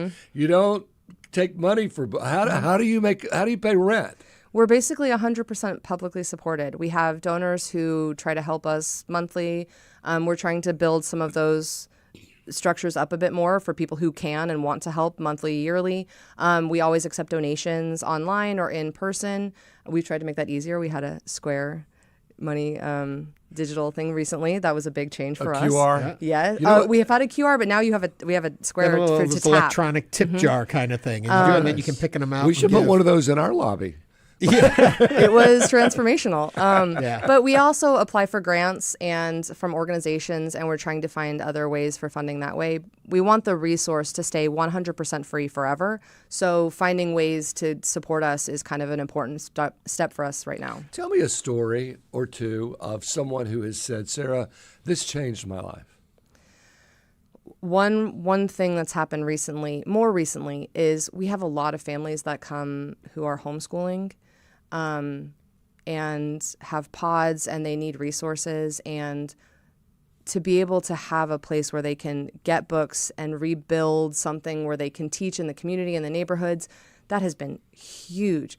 My favorite one is where we have teachers. Individual teachers, especially in public school, where funding has always been a struggle, and it's maybe even more difficult now. And we get lots of books from schools and school libraries when they're discarded. That has been such a rewarding thing to see, where I know those books are going into a classroom or into the hands of a student who wouldn't have gotten them before, that they can take home and keep at their house. Having teachers have a resource in the city is really fulfilling to see that. And I've been there a number of times. I love going. And it is like one of those neighborhood bookstores. And you can just sit there for hours looking at what's there. And you're in all categories. You even have some digital media. Like you have records, you have audiobooks. We have lots of audiobooks. Yeah, it's just fascinating. And I always think to myself, oh, well, the books that are going to be there are the ones people have discarded. So why would I want them? And the number of books I find and take. Last weekend, I took Mel Brooks's autobiography, All About Me, and I've been reading it and loving it. The other nice thing about it is, like you said, when I get done, or if I took it and I was like, that's happened with me, I can bring it right back again. And then somebody else has another chance at it. You brought me a book today that just came in, and I think they're grabbing it online right now, just to show, I mean, they're all ages. Yeah, and absolutely. So you've got one at my reading level, Little Ernie's Animal Friends. It's got 4 pages, but they're really good pages. Is space a premium? Are you like, okay, always. We have 12 Da Vinci codes. We don't need any more Da Vinci codes. Always. All right, we have a call for you. If you'd like to join the conversation, we're talking to Sara Loperena, the director and founder of the Book Cycle, 713-440-8870. And we have Lisa from the Museum District. Hi, Lisa. What's on your mind? Hey there. I wanted to say that I use the post office that's at University Station near St. Thomas University, and I'm trying to talk them into having a basket in the post office where we can do the same thing. bring extra books, leave them. If somebody comes in and sees a book they're interested in, they take a book. And I think that would be great to do at the post office all over the city. Nice, not a bad idea. I just moved from a neighborhood behind Ragin' Cajun, and one of the residents it's been there forever, has a free little library, and it's maybe three by three of just free books. Absolutely, we have lots of regulars who come weekly or biweekly and take books for little free libraries in their neighborhoods, especially ones that won't have the resources to refill them if people take books. Give me the nuts and bolts. And by the way, Wine Goddess says, "What a great idea for getting books in people's hands." Well done. So where exactly are you, and what are your hours? We're just east of downtown, off of Harrisburg and Velasco. That's our building. It's a low brick building, old warehouse, absolutely gorgeous Houston building. We are open every Thursday from 9 to 3 and the first and third Saturday of the month from 9 to 5. That's my biggest complaint I have with you guys. So you're not open 5 days a week? No, we have so much work to do for accepting donations, shelving books, sorting books. We have lots of volunteer days between those open days just to get books out. Really quick point, though, there. Sure. It is organized. It's not like it's just a building full of discarded books. It is every category. They're alphabetized in there. Yeah. There's everything from fiction, nonfiction, novels, history, philosophy, art books. Dewey Decimal?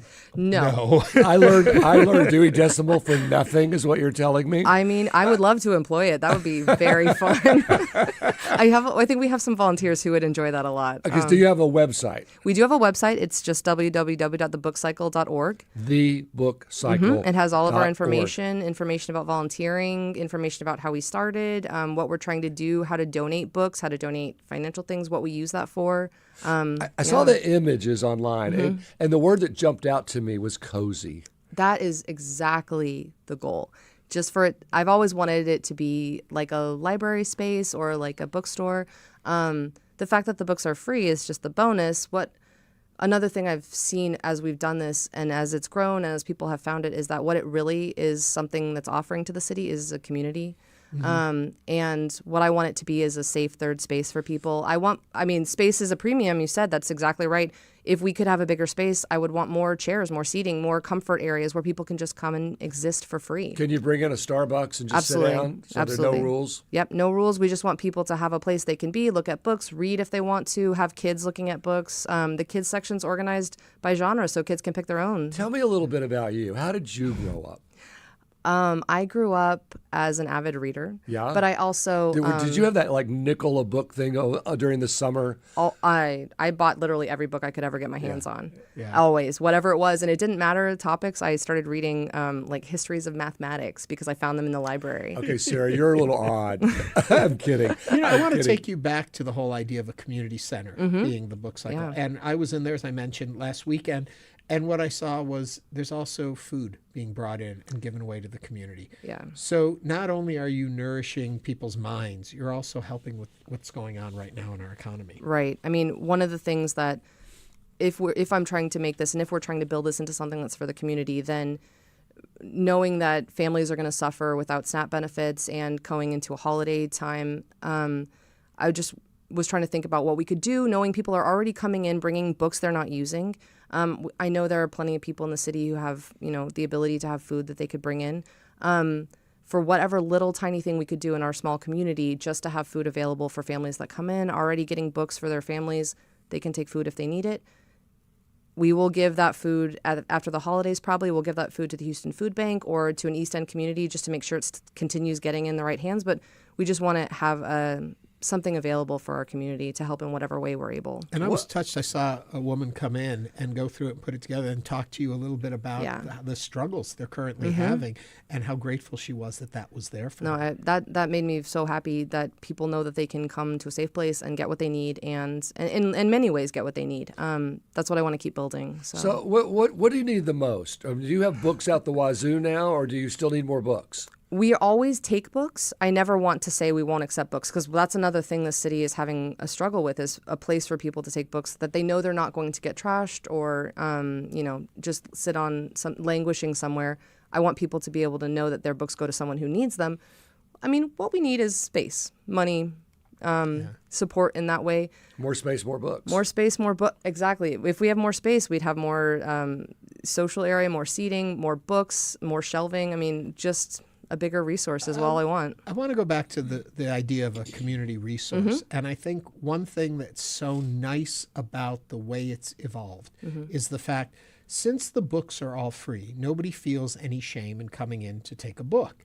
So then you put the food out there, those same people, you don't feel any shame. Right. There's no, oh my God, I need to come and look for a handout, because you've built an institution that says the excess of what we have in this community is for everyone. Exactly. So come and take what you need and bring back what you don't need. Always. Yeah, which I just think the whole unity of it, so the food being there makes sense and helps give respect back to people who do need help, because you shouldn't feel less than because you need help. No, of course not. And I never want anyone to feel like the resource that we have is in some way supposed to shame them. Even the books, not just the food.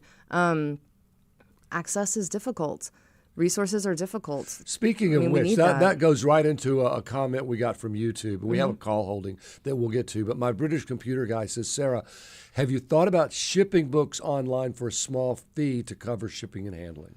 We have, at this point, we're really small. It's myself and a dedicated volunteer and some volunteers who give up their time on a regular basis. There are many, many, many projects I would love to undertake, and some that are actually sort of in the works right now. Until we can, be more financially stable, grow more. Book distribution is a tough. Yeah, it's a tough one. It's especially shipping. That comes with a lot of complications. Right now, we just want to make sure that people in our community have the access they have. All right, let's go to this call. Right before you do, I just want to also point out, you said we're very small, but the book cycle is not. The amount of books you it's have, a big there's resource. everything there. Yeah. Every time I go in, I'm amazed. I find so much I want. I want to read them. We're often just sitting on the floor there going through the books and stuff. So don't get the idea. The small in resources, but not in but what the offering you is a large offering. Yes. Yeah. All right, Gary has a question or comment. He's from Waller. Hi, welcome to Hello Houston, Gary. Good day. I want to file a complaint.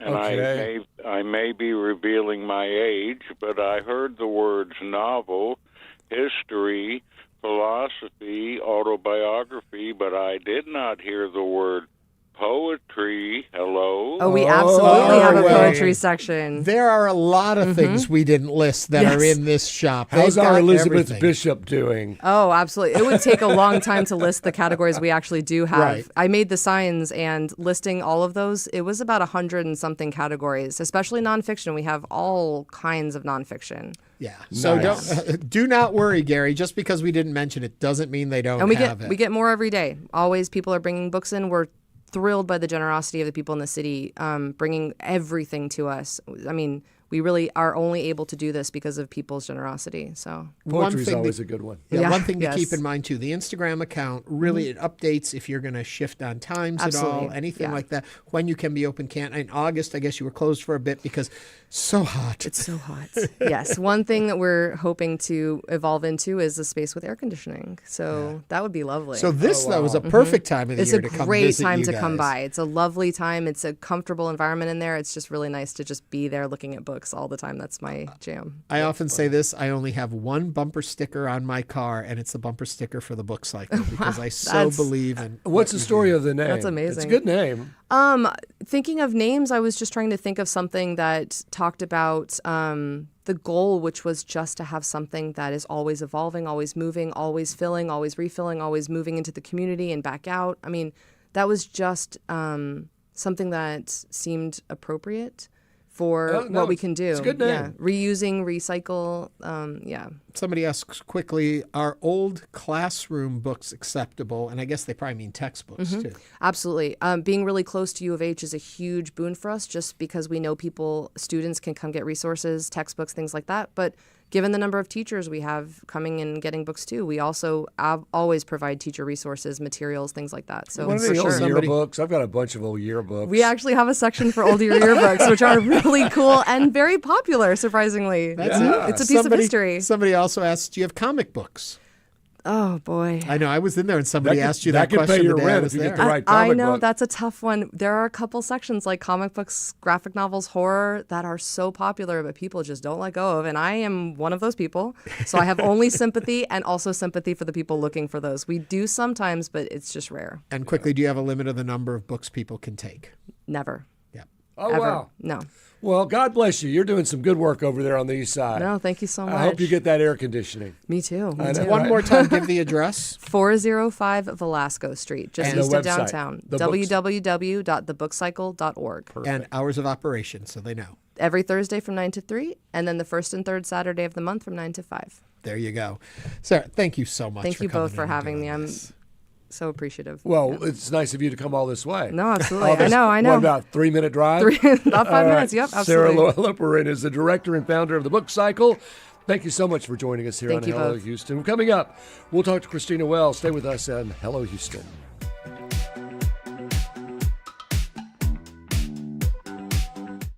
It's not just your car.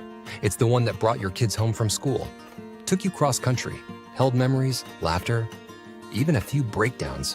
When it's time to let go, give your car a new purpose. Donate it and turn memories into meaningful support for this station. Plus, you'll enjoy free and easy pickup, potential tax benefits, and a simple donation process. Your gift supports the programs you and your family love. Donate today and help keep public media strong. Call or donate online. At 7 on News 88.7.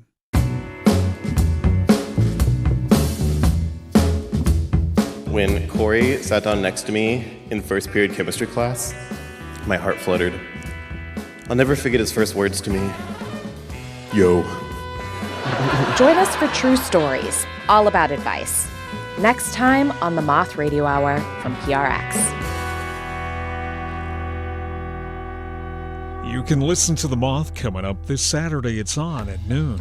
Support comes from the law firm McFarland PLLC, eminent domain attorneys focused exclusively on representing landowners against the government's taking of private property for public use across the state of Texas. More at McFarlandPLLC.com. Tonight on Houston Public Media TV 8, a night of mystery and intrigue with Father Brown at 7, followed by the Sister Boniface Mysteries at 8 and Death in Paradise at 9. Tonight on Houston Public Media TV 8.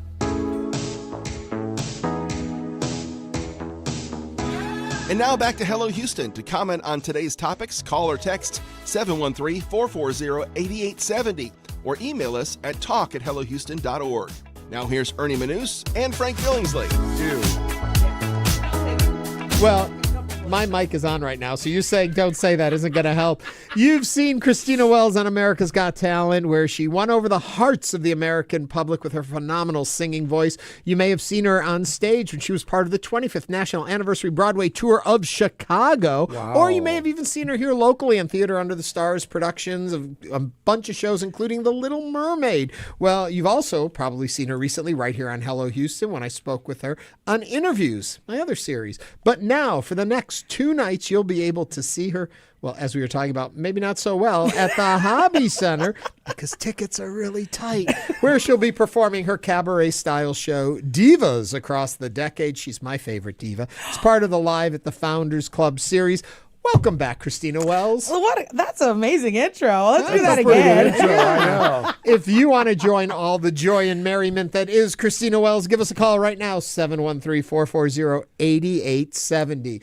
Okay, we've talked about a whole lot of stuff with you. We've talked about it right here on this show We a have, whole we bunch. You've have. been here and visited us. So take me into the world of Divas Across the Decades. Well, I think, I've been so blessed to have the shows that I've had. I did my one-woman show at Miller, in 2021. And I really wanted, as I came Hold into on a this. second. I had my one-woman show at Miller Shut Outdoor up, shut Theater. That was sort of a toss-off, Yeah, wasn't nobody could just toss that off. Congratulations Well, to thank you. you. Yeah, well, that was a huge thing. It was funny because that was coming out of the pandemic, and I was kind of giving up. I thought, the singing thing had happened with America's Got Talent, and for those 2 years, I sang full-time, and then COVID hit, went back to nursing. I'm an RN. What's up, nurses? And so, you got to go to work. It's fine. Do you have a script pad with you? Look, she can't write prescriptions, but I can give you advice. That's what I do. Yeah. But yeah, so whenever I got that opportunity, I wrote that show for Miller Outdoor Theater, and I was like, this is amazing. And my dream was one day I want to do it at the Hobby Center. Not a joke. Yeah. So over the past 4 years, this has just been on the goals. And when they reached out to me, I was like, yes. And I knew I needed to write a new show. I need to write a fresh show, right? Because if you've seen me perform, there's songs you've seen me sing many, many times, happily. Yeah. But let's do some new music. Let's do some new stuff. And let's talk about the divas that affected me. have influenced my life. And also the word diva. I don't know if you know, but I use the word diva a lot because I like to rebrand it. I don't think a diva is a mean-spirited or difficult person, male or female. I think a diva is someone who's powerful and confident and kind. And so I say the word diva all the time. It's funny because my fan base is called my Diva Squad. And yeah, because the idea of confidence doesn't need to be allocated to something negative. And that's my big thing. You know me, I always be talking about that self-love business. So we didn't even mention it here. In addition to all that you said, the nursing and the shows and the concerts and all that, you also do motivational speaking. I do. I'm a keynote are quite speaker. successful in I that have area been. Thank you for saying that. Yes, so people should excited. know that. Yeah. It's been wonderful. I actually did one of my first big keynotes for a corporation this past week, and I was like, oh my goodness. But yes, so Divas Across the Decades, 50s, 60s, 70s, 80s, 90s, 20s, 2010s, 2020. I mean, we're talking every decade. Okay, who are these divas? I mean, Whitney Houston, Mariah Carey, Aretha Franklin, Gladys Knight, Alicia Keys, Beyonce, Lady Gaga. So it's a good span. Oh, it's a span. I've got you covered. And then also Natalie Cole. I've got some Broadway. You know, we got to do a little what she's done and what she wants to do. Of course, Betty Buckley. No, but it's so funny you mentioned that. When people mention things to me, I start writing them down because I'm like, okay, that's what you see me doing. Let me look that up for a second. Because I don't see you doing Betty Buckley. No, okay. Very different vocal range. Very different. presentation. Anyone can sing Memory. That's why it's such a good song. Yeah, that's true. That's true. Yeah. I mean, maybe not like Betty. Well, she sings it very differently than Elaine Page sang it. Would sing it very differently than you would sing it. Exactly. There you go. I'd love to hear you sing that. That's the thing is this, the Christina Wells and the Christina Wells band take on all these songs. And so I've got my whole band on stage, 6 people. I've got keys. I've got Keith Lalonde on keys. I've got Alan Simmons on bass. I've got Joe Beam on percussion. I've got Kelly Dean playing everything under the sun from alto sax, tenor sax, wind, synth, flute. Then I have my backup singers, Nebraska Washington and Lydia Jackson on stage with me. So it's funny because in the Founders Club, it's usually a little, I think, quieter maybe, or a few less instruments. Not with you up there. I know. I was like, hey guys, we're going to need to do wall of sound if we're doing a show. Yeah. So people who think of you, I'm sorry, I keep cutting you off, but I'm so excited.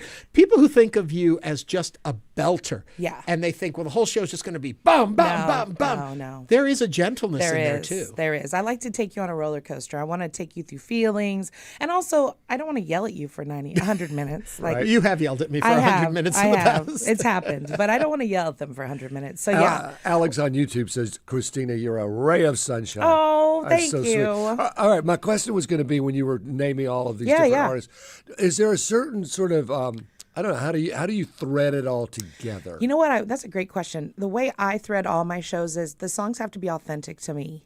So sometimes I'll start with a song list and it's like, ooh, these are great songs, but do I have a personal reason to sing it? Mm-hmm. If I don't sing it. I need to have a connection to the song or a story that I want to share, or it's a song that I love. And so when I sing it, the story will be told. And so that's been the theme, is first and foremost, these divas, these songs that like sculpt our lives. I think that's smart because if we know why you love it, we can feel it when you sing it. Of course. And but is there an overlying narrative? Are you taking us on a journey from one to the next? I am. And the overlying narrative is, number one, people are triggered by confidence. That's where the word diva comes from.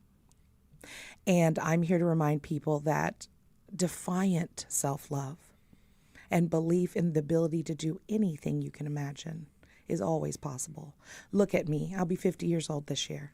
Congratulations. Thank you. I've only been singing professionally for 8 years. Which blows my mind. 8 years. Yeah. Did you start on AGT? Yeah, I had started singing about 2016 was the first time someone gave me a $1 bill to sing a song. And 2018 I was on America's Got Talent. Can you believe that? Your performance was fabulous. Thank you. But I think the reason I have been successful has been in my willingness to be vulnerable, my willingness to share all the dirty parts as well as all the wonderful parts, and to let people know, like, I always say this all the time, look at me. I look like somebody's grandma. I look like somebody, right? I look like a nurse. No, you don't. I am someone's grandma, so yes, I do. Yeah, but you don't look like grandma. But you know what I'm saying? Like, I always say this. I'm an ordinary woman. I just get to do really extraordinary things. Yeah. And I tell people this on purpose because I want them to look at me and be like, if you think you're too old, nuh-uh, I'm older. You think you're too fat? I'm fatter. You think this is the wrong time in your life? It's not. You think it's too late? It's not. I am the message board for that.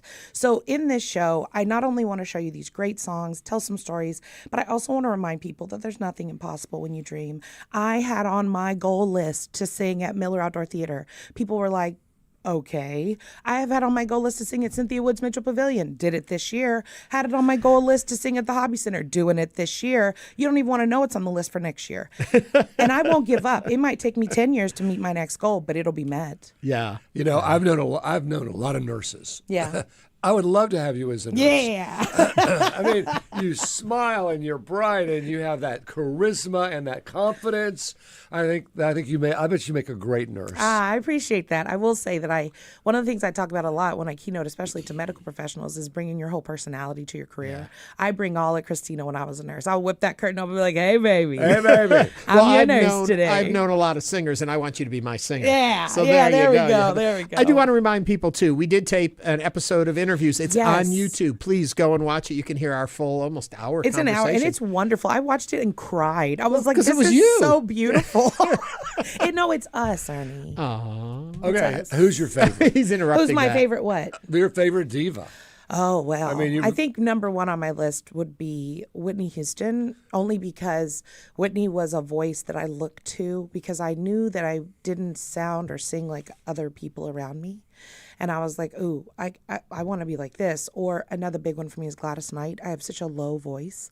I have a very deep, low voice. So when I sing Whitney, I'll be changing the key. Hello. A little bit. I'll be dropping that thing right on down. But yeah, Gladys Knight's a huge one for me also. To hear the deep-voiced woman because I was insecure about my deep voice for a long time. I was like, I sound like a man and all this other stuff. But now people are like, oh, I love it. The best compliment I ever got. I did a show at Miller Outdoor Theater with Theater to the Stars, and one of my dressers, I came back from singing my solo, and she goes, do you know what your voice sounds like? And I was like, what? Kind of nervous. And she goes, chocolate cake. Oh. Girl, you couldn't tell me nothing after that. I said chocolate cake. Okay, I like it. So, yeah. Okay, those to are follow up, a particular song that when it comes on, you're like, you drop the syringe and say, sorry, baby, I got to sing this along with her.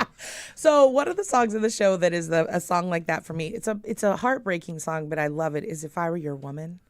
But the Gladys Knight version and the Pips. We're doing it in the show tonight. Oh. Yeah, the show's on tonight. Yeah. And you're honey. here just chatting with us. Well, that's, hello. And the tickets are tight. Hey, Yeah. if you want to get a ticket though, I think there's 3 or 4 for tonight. So if you're thinking about it, trust and believe it's worth it. I am excited to do this show. I've been nervous, of course, and I've been very scared these past few weeks, heart palpitations. And I booked this a year ago. Yeah. So I've been working on this for a year. You're going to be great. Thank you. But this morning I woke up like this. Let's do it. Yeah. So where does it go from here? Oh, I mean, of course, but do you have an agent that is like, we're going to take this and we're going to keep it going? I actually self-book myself. Okay, so I do. where are you going to I self-book have somewhere else? decided that I'm going to take this show out on the road. Oh, good for yeah. you. So I've started talking to venues across the United States to start to shop this show. I'm just going to put it out there. I'd like to do like city wineries. I'd like to do House of Blues. I'd like to do that mid-sized venue. I think that with the band, if I can bring them, I've already talked to all of them. We're down for it. And yeah, I want to take this show out and I want to start traveling with that it. whole cabaret world does have its spot. It does. It's not huge in Houston, No, but but we're it's getting everywhere there. else. It's but massive. other cities It do is. appreciate their cabaret And performers. I feel like my voice, yes, I can sing in a great big space, and I do have a big voice, but I feel like there's something about the intimacy, you and I know, something about that intimacy of a smaller space where I can really look in your eyes and I can talk to you and sing to you. You ought to talk to Maureen Patton down at the Grand Opera House. Ooh, Tony Galveston, Tony yeah. Bennett was there singing, and he said, hold on, I don't want any music. This opera house, I want to sing a cappella because of the structure of this opera house is amazing. Okay. Oh, Ernie can hook you up. Beep, beep, beep, beep, beep, Frank beep. could too. We both know Maureen. Please We love connect Maureen. me. Yeah, because I want to do, everyone knows this. I'm Houston, and I want to do as much as I can here. But yeah. Let's go. Well, Wine Goddess says, Christina, you're so inspirational, delightful, and talented. And the Jabble Man says, thank you for sharing your light. Yay. We love you. We love you. We love you. We're out of time. But I love you too. Thank you. Thanks for coming all the way here on your day that you're performing of all. Oh my God! And what, it always break sounds, a leg? Do they still say that? It sounds weird to say break both your legs. Break them all. I'm gonna break legs and arms, baby. You do it. Christina Wells is a Houston-born singer and actress. Christina, thank you for joining us. She'll be performing her cabaret-style show, Divas Across the Decades, tonight and tomorrow night at the Hobby Center. For more information, visit thehobbycenter.org. And also look for Christina on all of her social media stuff. It's wonderful. It's always exciting. It's always inspirational. And thank you all for joining us today. We want you to keep listening and enjoying Hello Houston. Find us on YouTube. We archive everything there. And we'll be back again tomorrow. And I'll be in Round Top. Bye. That's right here. News 88.7. We're out. Thanks for listening to Hello Houston. Join us every Monday through Friday from 11 a.m. to 1 p.m. to talk all things Houston. The Hello Houston production team includes Garrett Bowman, William Menjivar, Jen Altide, Todd Holslander, and Jim Kovacic. For the latest in local news, subscribe to the Hello Houston daily newsletter at HoustonPublicMedia.org. Hello Houston is a production of Houston Public Media. The opinions expressed by the guests of this program are solely their own and do not represent the views of management, staff, or underwriters of Houston Public Media. This is News 88.7. Support comes from Texas Mutual Insurance Company, a workers' compensation provider dedicated to supporting the state's businesses through safety-focused policyholder plans and annual programs. More at texasmutual.com.